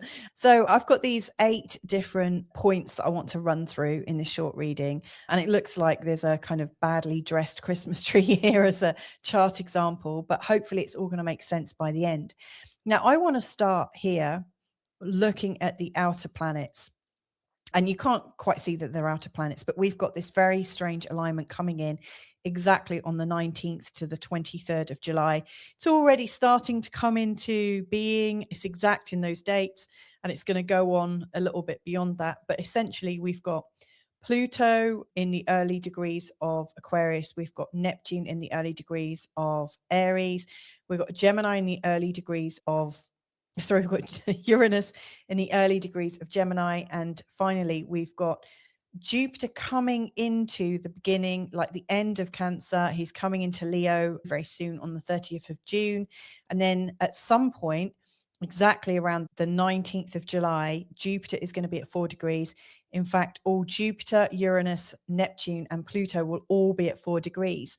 Now, to me, they're netting this part of the chart almost like a big cradle or a basket. And so this is a really interesting and very rare arrangement of planets, especially including all three outers. And then one of our sort of communication planets, Jupiter and Saturn, go in between the outers and the inners. They're really important. I think of them as bridging planets. And so we've got these four important planets, one to do with transformation, one to do with spirituality and going through the veils, one to do with consciousness and taking things in such a way that it creates change. And then Jupiter right at the top, that is all about expansion. Now, they are going from your fourth house right the way up to your 10th house. And that's highlighting the very outer edge of your chart, where you're not necessarily doing things for yourself, but you're really working for or with other people. So it starts at home, the fourth house, where we find our roots with our home and our family. So it's our role as a member of a family. The fifth house, where we're devising our creativity, like from our feelings of security comes this sense of creativity, but obviously creativity lands. Everything we create ends up somewhere eventually. The sixth house is where we are working, and it's like where we touch the outer world and where we are organizing our life around routines. The seventh of where we're sharing everything that we've got with our partners and our friends and the people we work with. The eighth house, where we're going deeper into trust and the inner psychology of working with other people, whether through relationships or through actual work. The ninth, when we go out deeper into the world and see more of the world, this is a place of adventure. And then finally, the 10th house. Now, this is the house where we really step out, but also up. We're stepping out and up. It's a place where we could be quite vulnerable, actually. Like here in the fourth house, we are hidden, we're secure, we're safe, and yet we're stepping out in the world and reaching right up to the top of our charts. And with Jupiter coming into the 10th house and staying in the 10th house, this is huge. This is an indication that we are on a journey from our home security and up into the world, a bit like when you leave home for the first time, or you go to college, like you leave school and you're going into work or college or something really big. So to me, there's a real sort of change in your identity through this time. This is really moving you from where you were safe, and it's asking you to step into something that's not yet known, but could be very exciting and could absolutely raise the game for you. So that's a really kind of important side focus that's really present, especially these ones here. But July and August, we're really feeling it with Jupiter up here too. Speaking of Jupiter, he's going to be in the 10th house of your chart for a year, and that's moving on the 30th of June. So he's going to be energizing your 10th house. 10th house is about your career, your standing, your legacy, your reputation, and Jupiter's going to be shining the light. And so you really want to make sure that everything to do with your career is legit, above board, and that you are really shining your best self everywhere, because your influence is likely to absolutely go far. It's really a time that could really help you reach a lot of people very quickly. So if I was in your shoes right now, I think I would recognize that I'm on a journey from safety into the unknown, into a place where I'll be seen, where I'll be understood, I'll be heard, I'll be noticed. And I would think about the message that I want to put out into the world. Even if you've got a job that you go to Monday to Friday, you don't think you're putting anything into the world, you still are. Wherever you are in life, you're still putting an image of yourself in the eyes of everyone that sees you. So this is a time when it's going to be difficult to be unseen. You're going to be really noticed. And then the solar eclipse that's happening on the 12th of August is also grabbing attention. It's perfect if you're looking for a new job. So I would absolutely start thinking about the kind of job I might want if I was in your shoes, or what project I might want to run or create. And then after the solar eclipse, really get cracking on that. So you've got that lovely waxing moon energy from the 12th of August. And of course, it's an eclipse. Eclipses bring about really big change for us. So I see this as very helpful. Now, at the start of this season, from the 21st of June to, let's say, the 23rd of July, in between that time, the sun goes into Cancer, it's energizing your ninth house. And during that time, Mercury is going retrograde and then will also correct himself and go direct. Now, these are both happening in the ninth house. The ninth house is where we're learning, it's where we're experiencing life, where we're looking at life through a completely different set of tools. It's like our lens to the outer world is really different. Now, we can have very strong philosophical, legal, political, religious, spiritual insights at this time. This is a time when we really open up our mind. And the fact that Mercury is going retrograde through that space is indicative that you're likely to have a big shift about what you believe about the world, and you're reimagining your place within it because of these new truths. So to me, this season, the very start of the season, is bringing about a series of inner philosophical and spiritual changes, which I think will be pretty heady. Now, talking about shifts, there's also Chiron going into Taurus. Now, this is happening just before the solstice starts. This is happening on the 19th of June, a few days before, 2 days before. And Chiron's going to be in the 7th house for 3 months. He's leaving on the 18th of September and heading back into Aries. Now, during that time, he's bringing a completely different feel in. When he's been in the sign of Aries, he's been all about identifying hurt and wounds. And yeah, and it has also been about identifying who's caused it.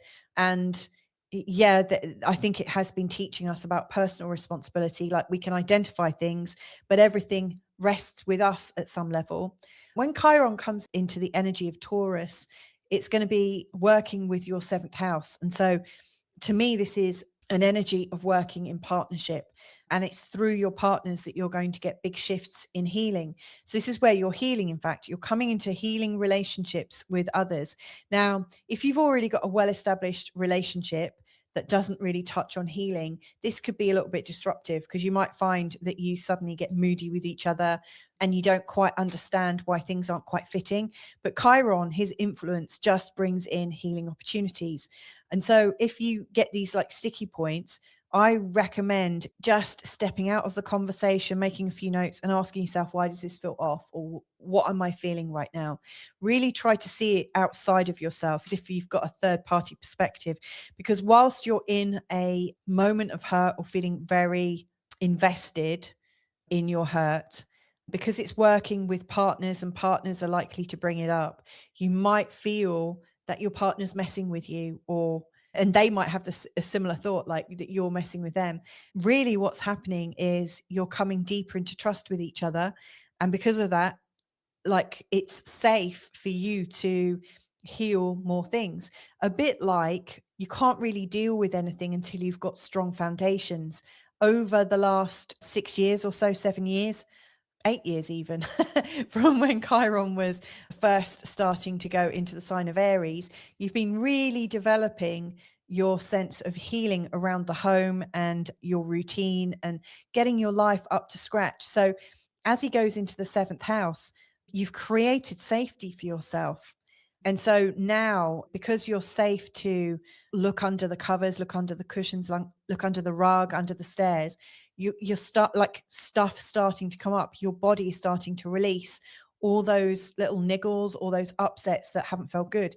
Now, the message with Chiron in Taurus is it's okay. You just need to be in your senses. The best way through is to treat yourself with loving kindness, treat your partner with loving kindness, and to recognize that you need to feel things in your body, completely embody things, completely feel things, completely cry, completely laugh, completely move through everything that's working. And this is a lot less accusatory as to where it's been before. So I do think things are going to get more peaceful, but it's just focused around your partner a little bit more than usual. So just be aware of that in case you notice that, because you might think your partner's going wrong or something's wrong in your relationship. It's just Chiron's moved. And there will be other ways of coping with this, and I'll be discussing those in different videos soon. So it's not, I wouldn't worry about this. Chiron can bring us into a deeper understanding and actually into deeper trust as you work with your partner much more vulnerably. I want to talk about the nodes now, because the true North Node has been in the sign of Pisces for the last 18 months, and it's going to be heading into the sign of Aquarius at the end of July. And then the mean north node is also like catching up around the 18th of August. So definitely by the 18th of August, the nodes are in an Aquarius and Leo pattern. Now, what does this mean to you? The nodes are going through the 4th and the 10th house now. And to me, that's an indication that your attentions are really coming home. They're very much about the groundwork in your life, very much about your childhood, very much about releasing anything that's not working, and also considering your home. Is it in the right place? Also your body, because your body is your home. I notice when I have big things going through my 4th house, my health can absolutely get impacted by it as well. So it's a time to look after all of your homes, all of your environments, all of your habitats, and also the garden around your home and the land around your home. So this is a time to be really grounded. So it's interesting, you're grounding and healing through your relationships and also through your home and family. And the South Node coming into your 10th house is indicative that your career has a certain amount of familiarity around it. You don't have to try so hard in your career. In fact, it just feels like there's a very strong home career back and forth going on. The more you do well in your career, the more impact it's going to have in your home. So to me, it just feels again like this inner journey that I started with, going from your 4th house. The more rooted you are, the more grounded you are, the more successful you can be, and the more you're going to be seen at the top. So to me, I just think this is really quite a good time. Your focus is shifting and you're going to be seen a lot more. Final thoughts then, the lunar eclipse on the 28th of August is really asking you to let go of this need to do all your creativity yourself and to not collaborate with other people. You're coming to the end of this. You might also be coming to the end of making babies, or you might be coming to the end of something to do with self-creation. This is also asking you just to let go of something you've been holding on to, that actually it's time to just let it pass and to be comfortable with it. So I hope that's helpful to you, Scorpio. Sending you lots of love. If you'd like to have more forecasts like this, then why not join my free community on the School platform? It's www.school, that's skool.com/feelgoodastrology, where I put at least 5 forecasts. There's a fortnightly hangout that you're invited to too. There's also other things. There's a premium membership as well. If you want to learn, feel free to learn with me. If you would like me to deep dive into your own chart with this level of passion, then just book a session with me. My Calendly link is just below. You can book directly into my diary and we can take it from there. So anyway, have a great new season ahead, Scorpio, and catch up with you soon. Lots of love. Bye for now.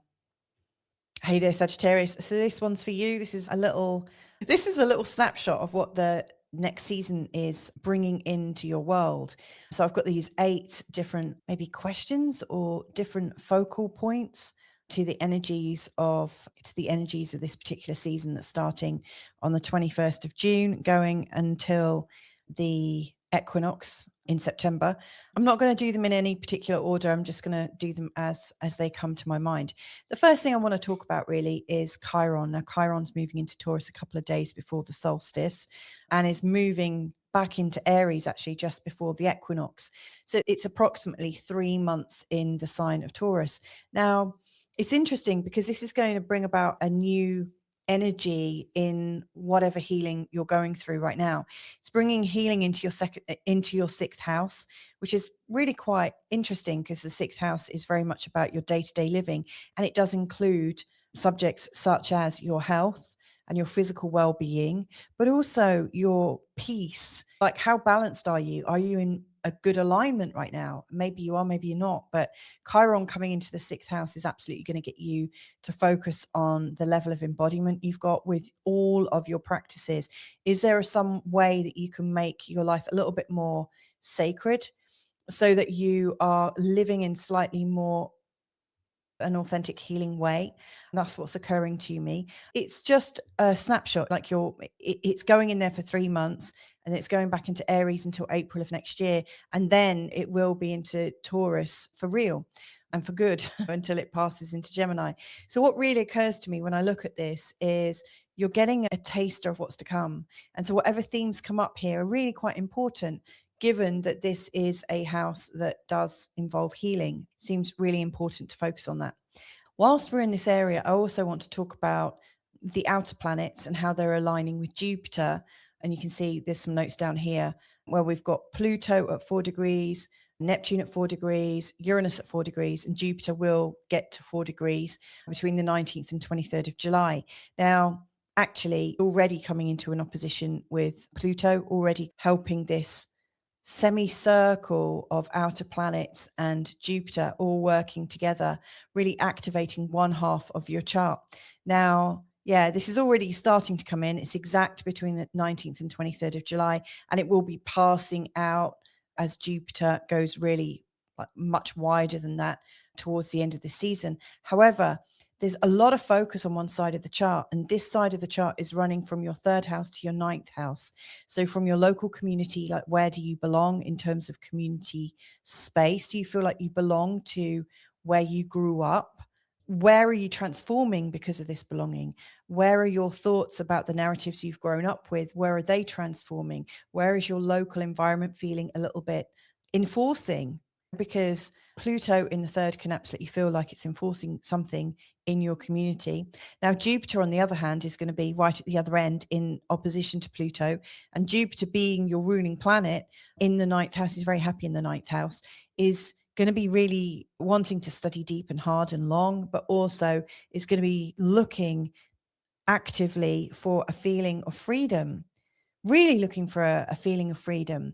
And so anywhere where it feels really tight and close and structured is likely to make Jupiter really search for freedom at a much deeper level. Now, given that on the 12th of August, there's a solar eclipse at 20 degrees in the sign of Leo, that's also happening in your 9th house. Now, it was a solar eclipse actually that moved me from England to Portugal 9 years ago. So it's funnily enough showing up in the same place. These kind of solar eclipses can really move you from one environment to another. And so anywhere where things are feeling particularly tight could bring up a big move. That's entirely possible. And then when you also consider that there's a lunar eclipse coming up at 4 degrees in the sign of Pisces, aka in your 4th house of home, it does feel like there's some pressure to move. There's some pressure to shake up your roots somewhat and to get a feeling of freedom, because freedom is something that you absolutely value. So that's giving you a sense that there is some movement in terms of your community. If your community is feeling controlling and that you're not transforming there, or if it's trying to transform you into something that you're not, it's going to feel a bit difficult. So yeah, there's themes of belonging in your home. There's also themes of, are we concentrating on what we're passionate about? And how can that really be drawn into our work? And how can we be more conscious in the way we're working and living and self-caring? Now, the 7th house is also going to be, because of this, it's all part of this energetic. And of course, with Uranus in the 7th house as well, that's shaking up relationships somewhat, making them a little bit more exciting, and maybe making your partners up for a little bit of a movement as well. And then we're really coming to this 8th house. Now, I want to talk about this area here from Cancer to Leo to Virgo in the first month of this season, from the 21st of June. And let's just say to the 23rd of July, it's technically until the 22nd of July, but Mercury's retrograde during this whole month, and it goes direct on the 23rd. All the details are just down here. But Mercury retrograde is taking place in your 8th house, a place of shared assets, shared resources, shared values, and also where you might suffer guilt, blame, shame, anger from relatives, your ancestors. It might also be where you're rethinking decisions that you and your partner have made about money, and also how you're working with your shared assets together. So to me, it feels like this first month is quite private. The 8th house is quite a private place, but there's a rebalancing of your assets together. There's a rethinking of the way you're working together. And it's probably going to bring up some emotions, maybe also some guilt and shame about maybe shared money. But there's absolutely some form of rethinking it and changing it. Now, as you're moving into the second month of this season, from let's say the 23rd of July, it starts on the 22nd. But like I say, Mercury goes direct on the 23rd. I think it's good to consider it from there. And up to the 23rd of August, we're really into this Leo phase. Now, by this time, Jupiter's already in here. This is a place that's very exciting. This is a time when we're going to feel very enlivened. Jupiter's going to be in this part of your chart for next year.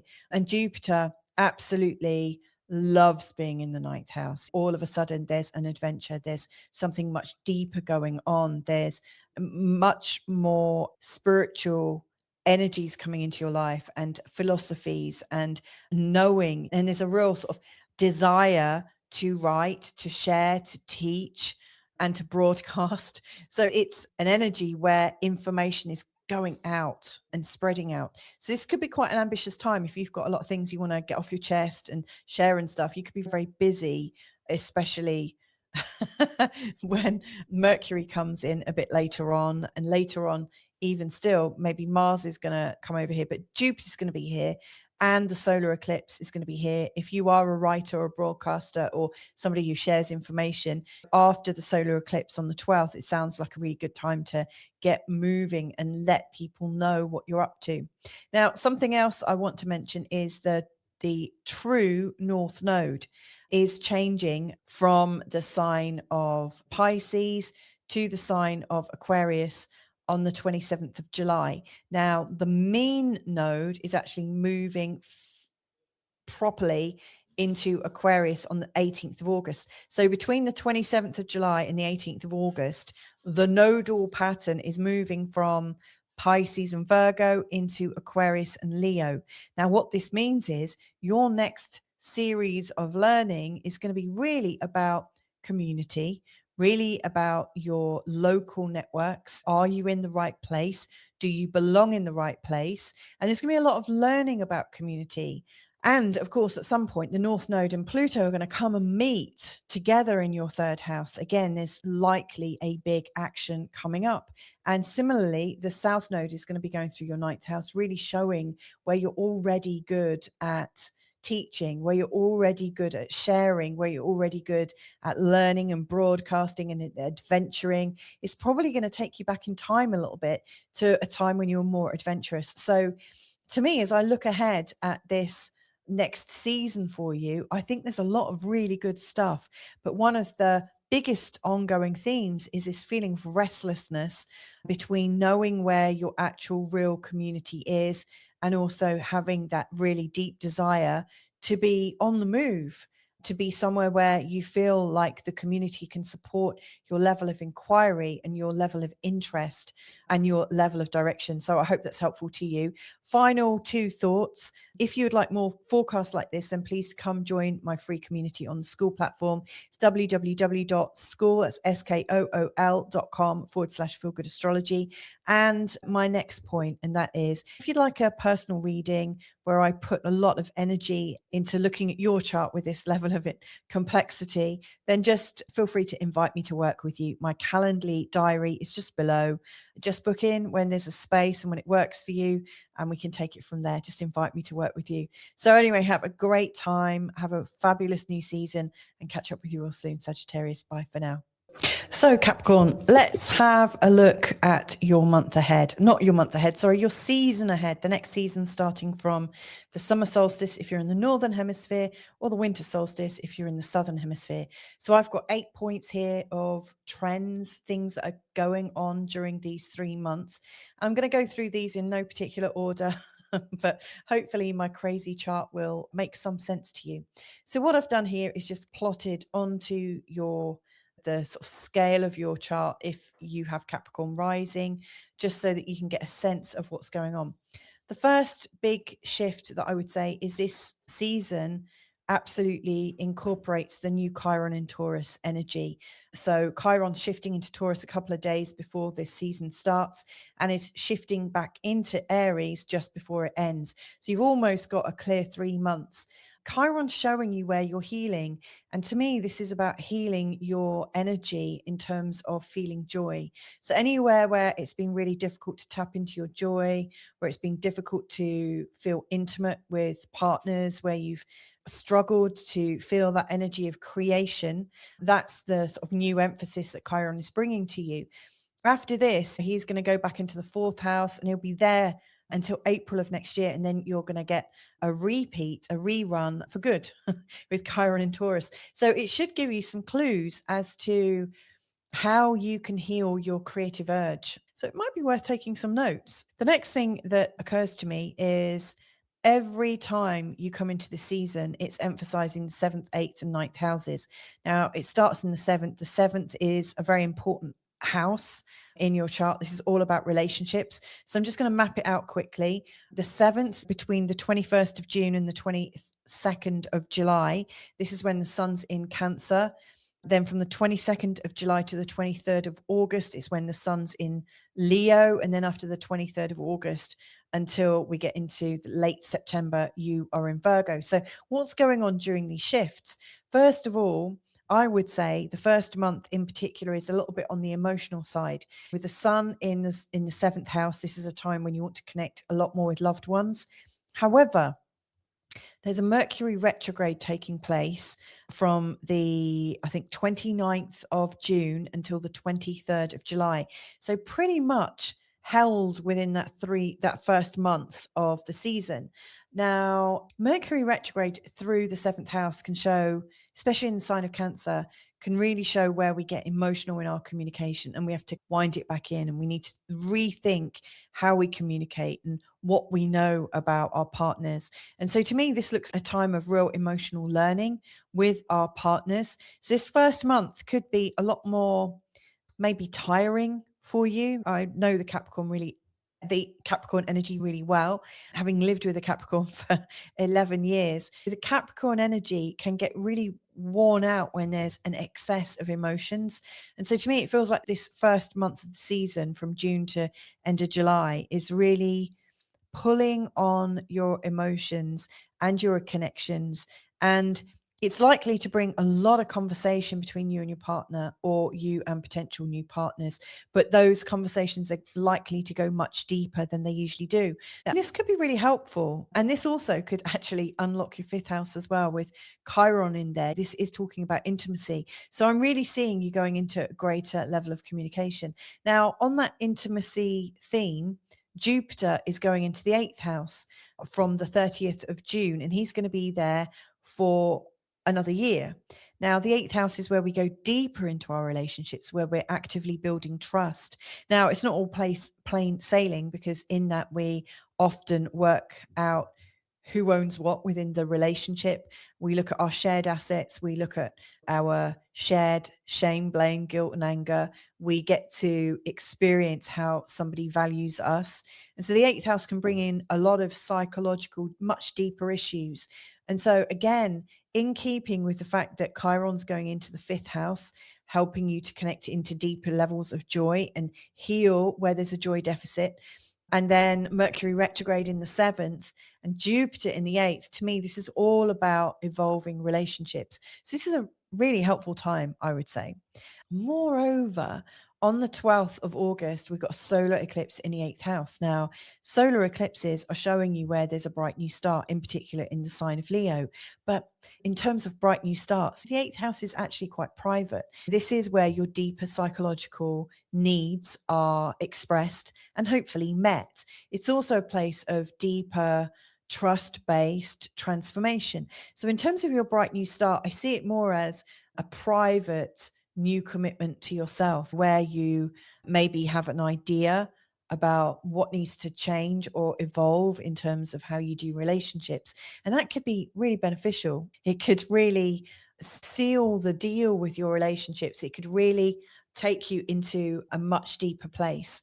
During this time, during this season, we've also got the true nodes changing signs. So the true north node is moving from Pisces into Aquarius, and the south node from Virgo into Leo. And that's happening on the 27th of July. And the mean node is moving on the 18th of August. So between the 27th of July and the 18th of August, the nodal pattern is shifting from Pisces and Virgo into Aquarius and Leo. Now, why is that significant? This is where we're coming to the next part. There's a really strong level of connected planets that are meeting all at 4 degrees between the 19th and 23rd of July. Now, in truth, it's already starting to come into these perfect patterns for mid-July. And after mid-July, they're going to slowly ease off. However, we've got Pluto at 4 degrees. We'll have Neptune at 4 degrees. We'll have Uranus at 4 degrees. And by the 19th to 23rd of July, we're also going to have Jupiter at 4 degrees. In particular, we're going to have Pluto and Jupiter in oppositions through your 2nd to the 8th houses. So this is really creating this impact, this series of connections. The outer planets are all working together to create change in this side of your life. And of course, Jupiter is about expansion. So whatever change is happening is expanding you. Now, this is going from the 2nd and to the 8th, and the nodes are also going to be throughout this season. They're moving into the 2nd and the 8th. And so what really occurs to me is the patterns forming for you in this season ahead. It's about the contrast between what you earn and how you value yourself versus your shared assets with your partner, your business partner, your parents, your children, and also how you value each other, how you judge each other.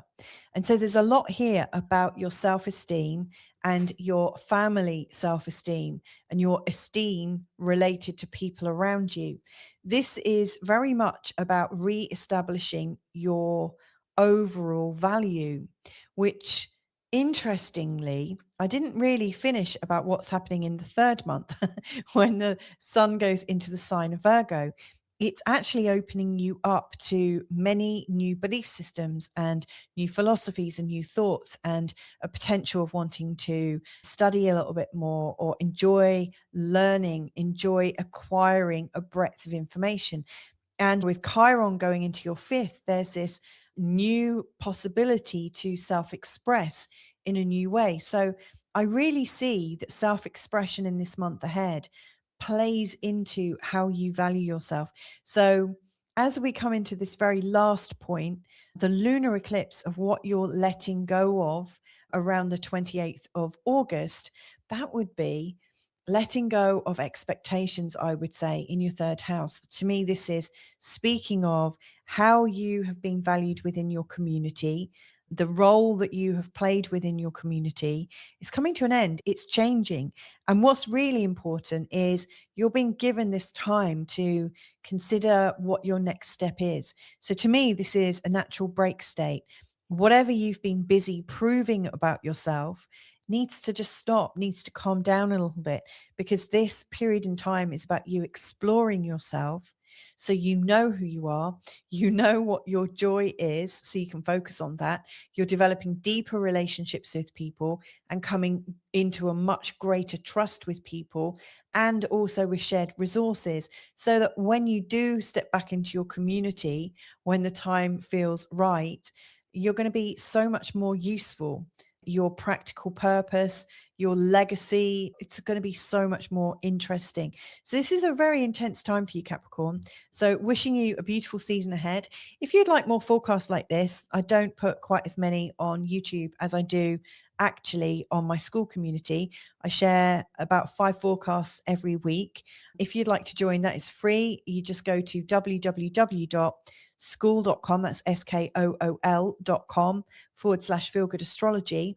Alternatively, if you'd like me to actually work with you, maybe I record something in private for you, or maybe we meet on a Zoom call, all you need to do is just book into my diary. So my Calendly link is just below. Just invite me to work with you, and it's as simple as that. So maybe we'll work together. Who knows? Maybe I'll see you, maybe I won't. But one thing I am sure of is this season's going to be pretty eye-opening for you. So have a good one. Lots of love. Bye for now. Hey there, Aquarius. How you doing? So this is a forecast taking you through the season starting on the June solstice. So that's summer if you're in the northern hemisphere. It's winter if you're in the southern hemisphere. And really what I'm looking at are the 8 biggest trends as I see them, and how they'll relate to you with Aquarius rising or ascendant, however you call it. Now, I might not go through these in any particular order, but all the details about each of these things are just below, so you can check those out. and they're also spoken about in the first part of this video. But where I'd really like to start on actually is the shape of this and where a lot of the action is taking place. So you can see here there's quite a bit of action around the 7th house. For instance, the 7th house falls right in the middle of this season, and that happens every year for you. August seems to be a time when it's all about relationships. You can also see that the true nodes, so the true north node is moving from Pisces and into Aquarius, and that is happening on the 27th of July. And then the true south node is moving from Virgo and into Leo on the 27th of July. By the 18th of August, the mean nodes have also shifted. So between the end of July and mid-August, you could say the nodal patterns are shifting. They are absolutely moving. Now, when they come into Aquarius and Leo, they're going to be working through your 1st and 7th houses. Now, these are two of arguably the most important houses in a birth chart. And so to have the nodes going through here is going to be pretty telling. It's going to be changing your orientation on life. In particular, with the North Node coming to the 1st house, it's really allowing you to redefine yourself. It feels like one of your latest missions. Actually, that's been going on for a while because you've also got Pluto in your 1st house, and he's been there for well over 18 months now, not forgetting even the fact that Pluto transitioned slowly from 2023. In March, he was dipping in and dipping out. So you've definitely been going through a lot of transformation in terms of how you see your role in your life here, how you see your body. There's a lot of change going on in terms of your identity. Now, the South Node's going into your 7th house, and Jupiter during this time is also moving into your 7th house. He's going to be there for the best part of a year. Now, Jupiter in the 7th house is actually seen as being quite an exciting and nice aspect. It really feels partnerships are opening up more. They're a lot more joyous. There's a lot more humor, a lot more natural well-being. And you might find your partners help you have a bit more of an adventure, have a bit more fun in life as well. This is going to be interesting. The South Node shows what we've already accomplished quite well, what we've already learned. So you might find whilst you're learning about yourself, your partners are really showing you where you already do relationships quite well and how you can open up and have more joy within them. I think that's a really nice start to be going with. Now, you'll also see this big sort of yellow half circle. This is really indicating where there's a very strong outer planet picture, which is already coming into view, but then is sharpening up around the 19th and 23rd of July, and then it starts to fade out of view a little bit. But around that time, you're going to have Pluto at 4 degrees in your 1st house. You have Neptune at 4 degrees in the sign of Aries in your 3rd house. Uranus at 4 degrees in your 5th house in the sign of Gemini, and finally Leo at 4 degrees in your 7th house. So these are affecting your 1st, your 3rd, your 5th, and your 7th houses. Now, this part of the chart, the bottom part of the chart, is all about your personal development, in particular where Pluto and Neptune are. This is really helping you understand what is forming about you, where you feel like you belong, where you feel like your spiritual energy can fuse within the local community. And then with Uranus in the 5th house, you've got the sort of mind of a wacky inventor and an expectation of spontaneity. This is really creating a sense of fun in terms of your joy. And then with Jupiter in the 7th house, it's really encouraging you to reach for joy. So there's some really nice energies here asking you, who are you right now? How are you changing within the community? And how do you want to engage with people to have more fun, to have more joy, to have more love? So I love this focus. I just can't recommend it enough.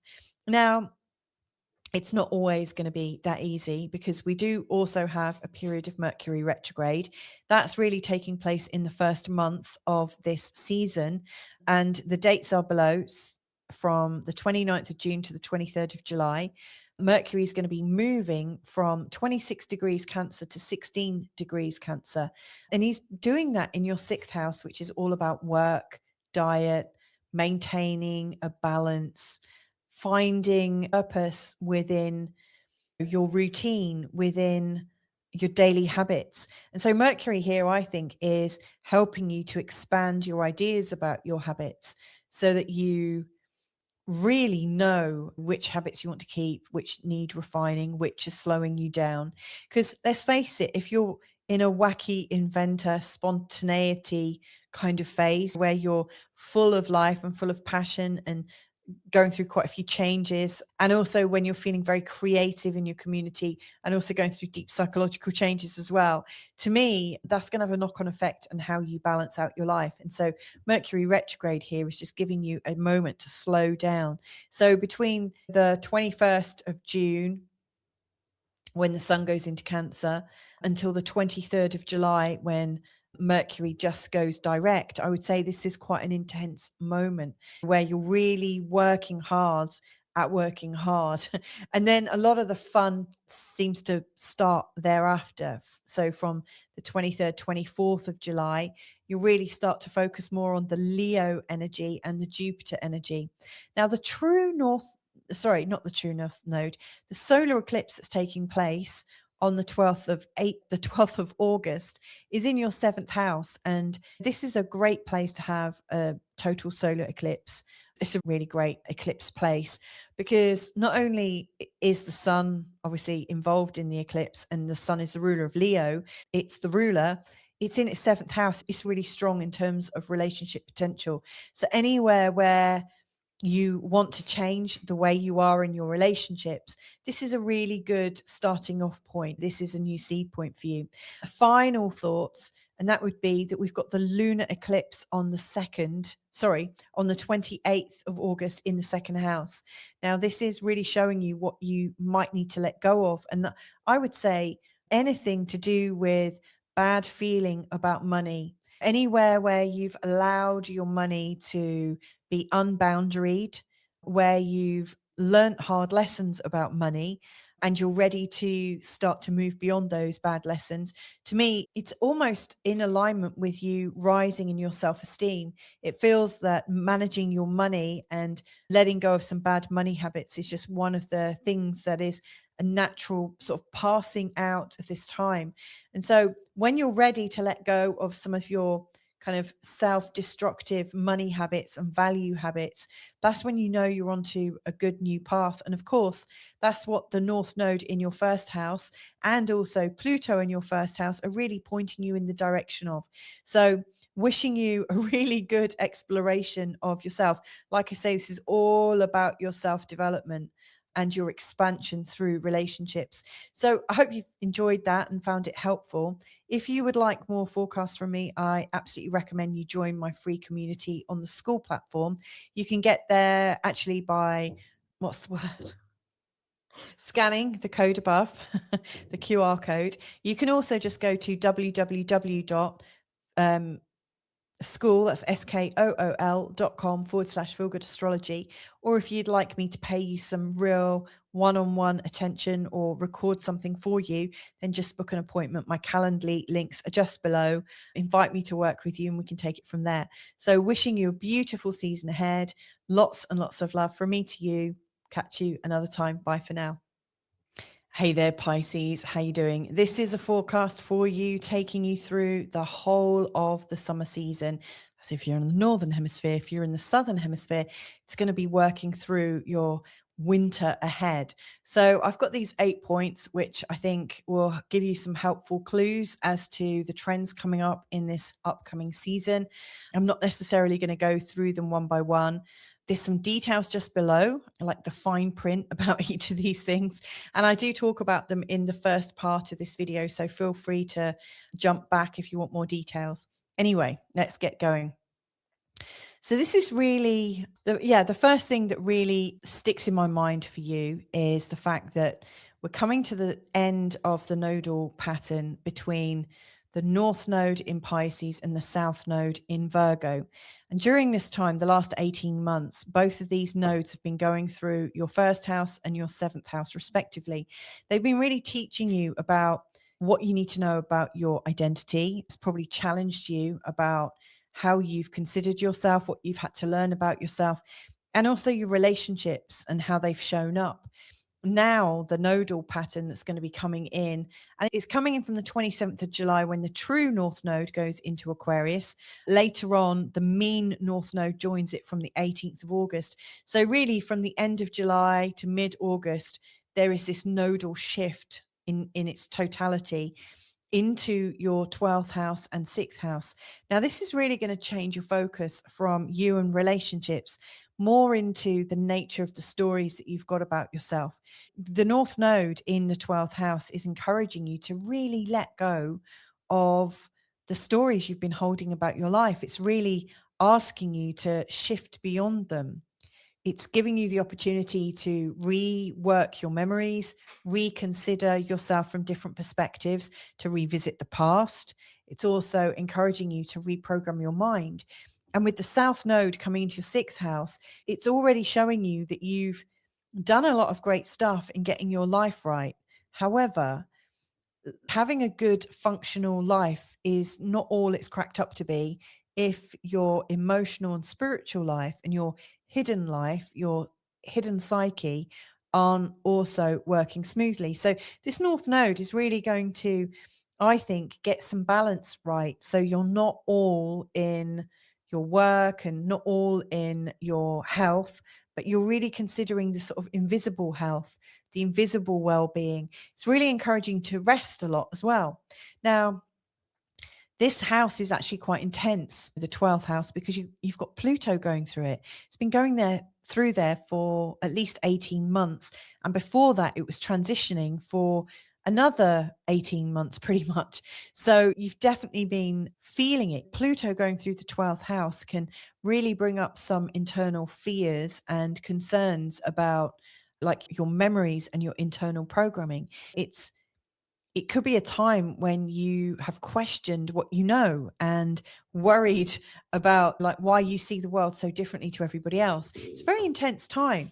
And so having the North Node coming in here is really showing you that life right now is wanting you to attend to the spiritual, attend to the deep stuff, not really the outside stuff. It's your relationship to self.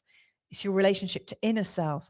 And that sort of also encourages self-forgiveness, letting go, really releasing the stories and allowing, like coming into allowance is such a big theme. So I do see that's an ongoing theme. And it's really starting in this season. Now, the next big move is Chiron coming into the 3rd house.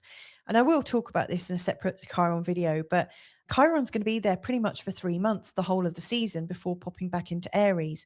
And so this is going to change what you're healing. So if you've noticed that recently you've been healing a lot about money and self-esteem, and of course that also has tied in with the North Node in your 1st house, but you're moving away from that now. You're giving yourself a bit of a break. You're not going to be so hard and judgmental on yourself. And when the energy of Chiron comes into the 3rd house, this is really speaking about you're not really owning the healing at all, that you might find that it's your local community connection that actually is the most healing part of your life. There's likely to be people to connect with, groups to connect with, activities that you do that bring about some feeling of satisfaction and understanding in yourself. Also, in the sign of Taurus, it's really encouraging you to pay attention to your senses, to really explore your senses at a much deeper level. So I think it's really helpful, all in all.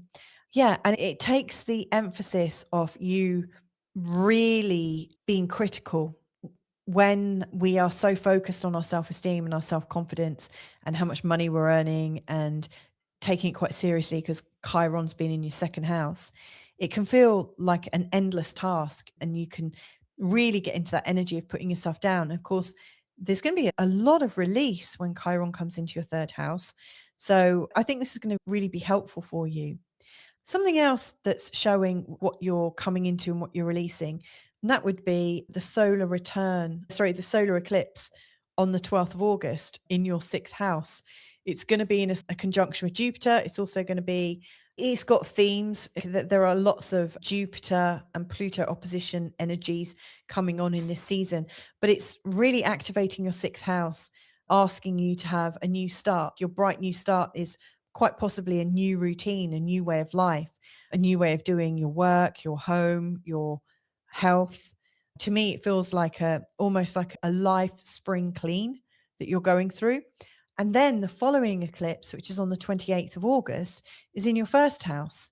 And this eclipse is really showing you what you're going to be letting go of. And so to me, it feels there's a sort of clean sweep on your identity at some level.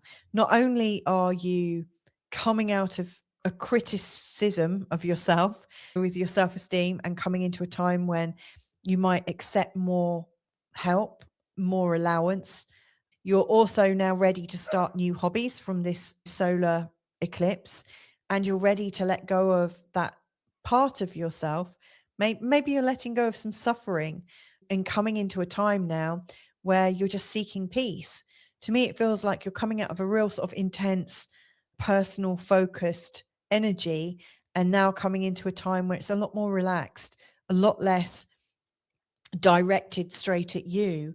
And I think you're going to feel a lot more of a sense of relaxation and simplicity, which is going to be great. Now, there's also Mercury retrograde that's taking place over this time, in particular in the first month of this season. And that's taking place in your fifth house to do with creativity, everything that you're birthing. So it could be children. It could absolutely be about like how you look after your children or how you conceive children. It could also be about the hobbies, the things that lift you up. Could also be about a new relationship coming in, anything that's new that you're really birthing and it comes from a sense of passion. And so if you're not experiencing enough joy right now, Mercury, when he goes retrograde, is really going to be asking you about that. You'll come up with lots of comparisons of different times in your life. Mercury is really quite good at helping you see things. So it's a real sort of reevaluation of what brings you joy and what you might need to do to be able to grab onto more of it. Now, Jupiter's going to be in your sixth house over the next year. He's moving in on the 30th of July. Now, to me, this is really encouraging you that there is this new life starting. And Jupiter in the sixth, I remember when it went through my sixth, boy, did my life get really busy that year, because Jupiter brings a lot of expansion. And when Jupiter went through my sixth house, there was so much I was trying to cram into my life that I just couldn't cope. It was just too much. So, what I would recommend you do in redesigning your life is make sure you've got enough time to be present and make sure you've got enough time to really enjoy the quality of what you're doing. So some discipline and discernment could be quite helpful here. Obviously, Jupiter's one of your ruling planets, so it's not necessarily that easy to tune into. Jupiter is by nature a slightly wayward and expansive and unruly. And yeah, the final thing that I would like to talk about, and that is the fact that there's energy from Pluto to Neptune to Uranus and to Jupiter all coming in at 4 degrees in between the dates of the 19th and 23rd of July. Now, the outer planets, Pluto, Neptune, and Uranus, have already been working in sextiles and trines to each other. They've been working very collaboratively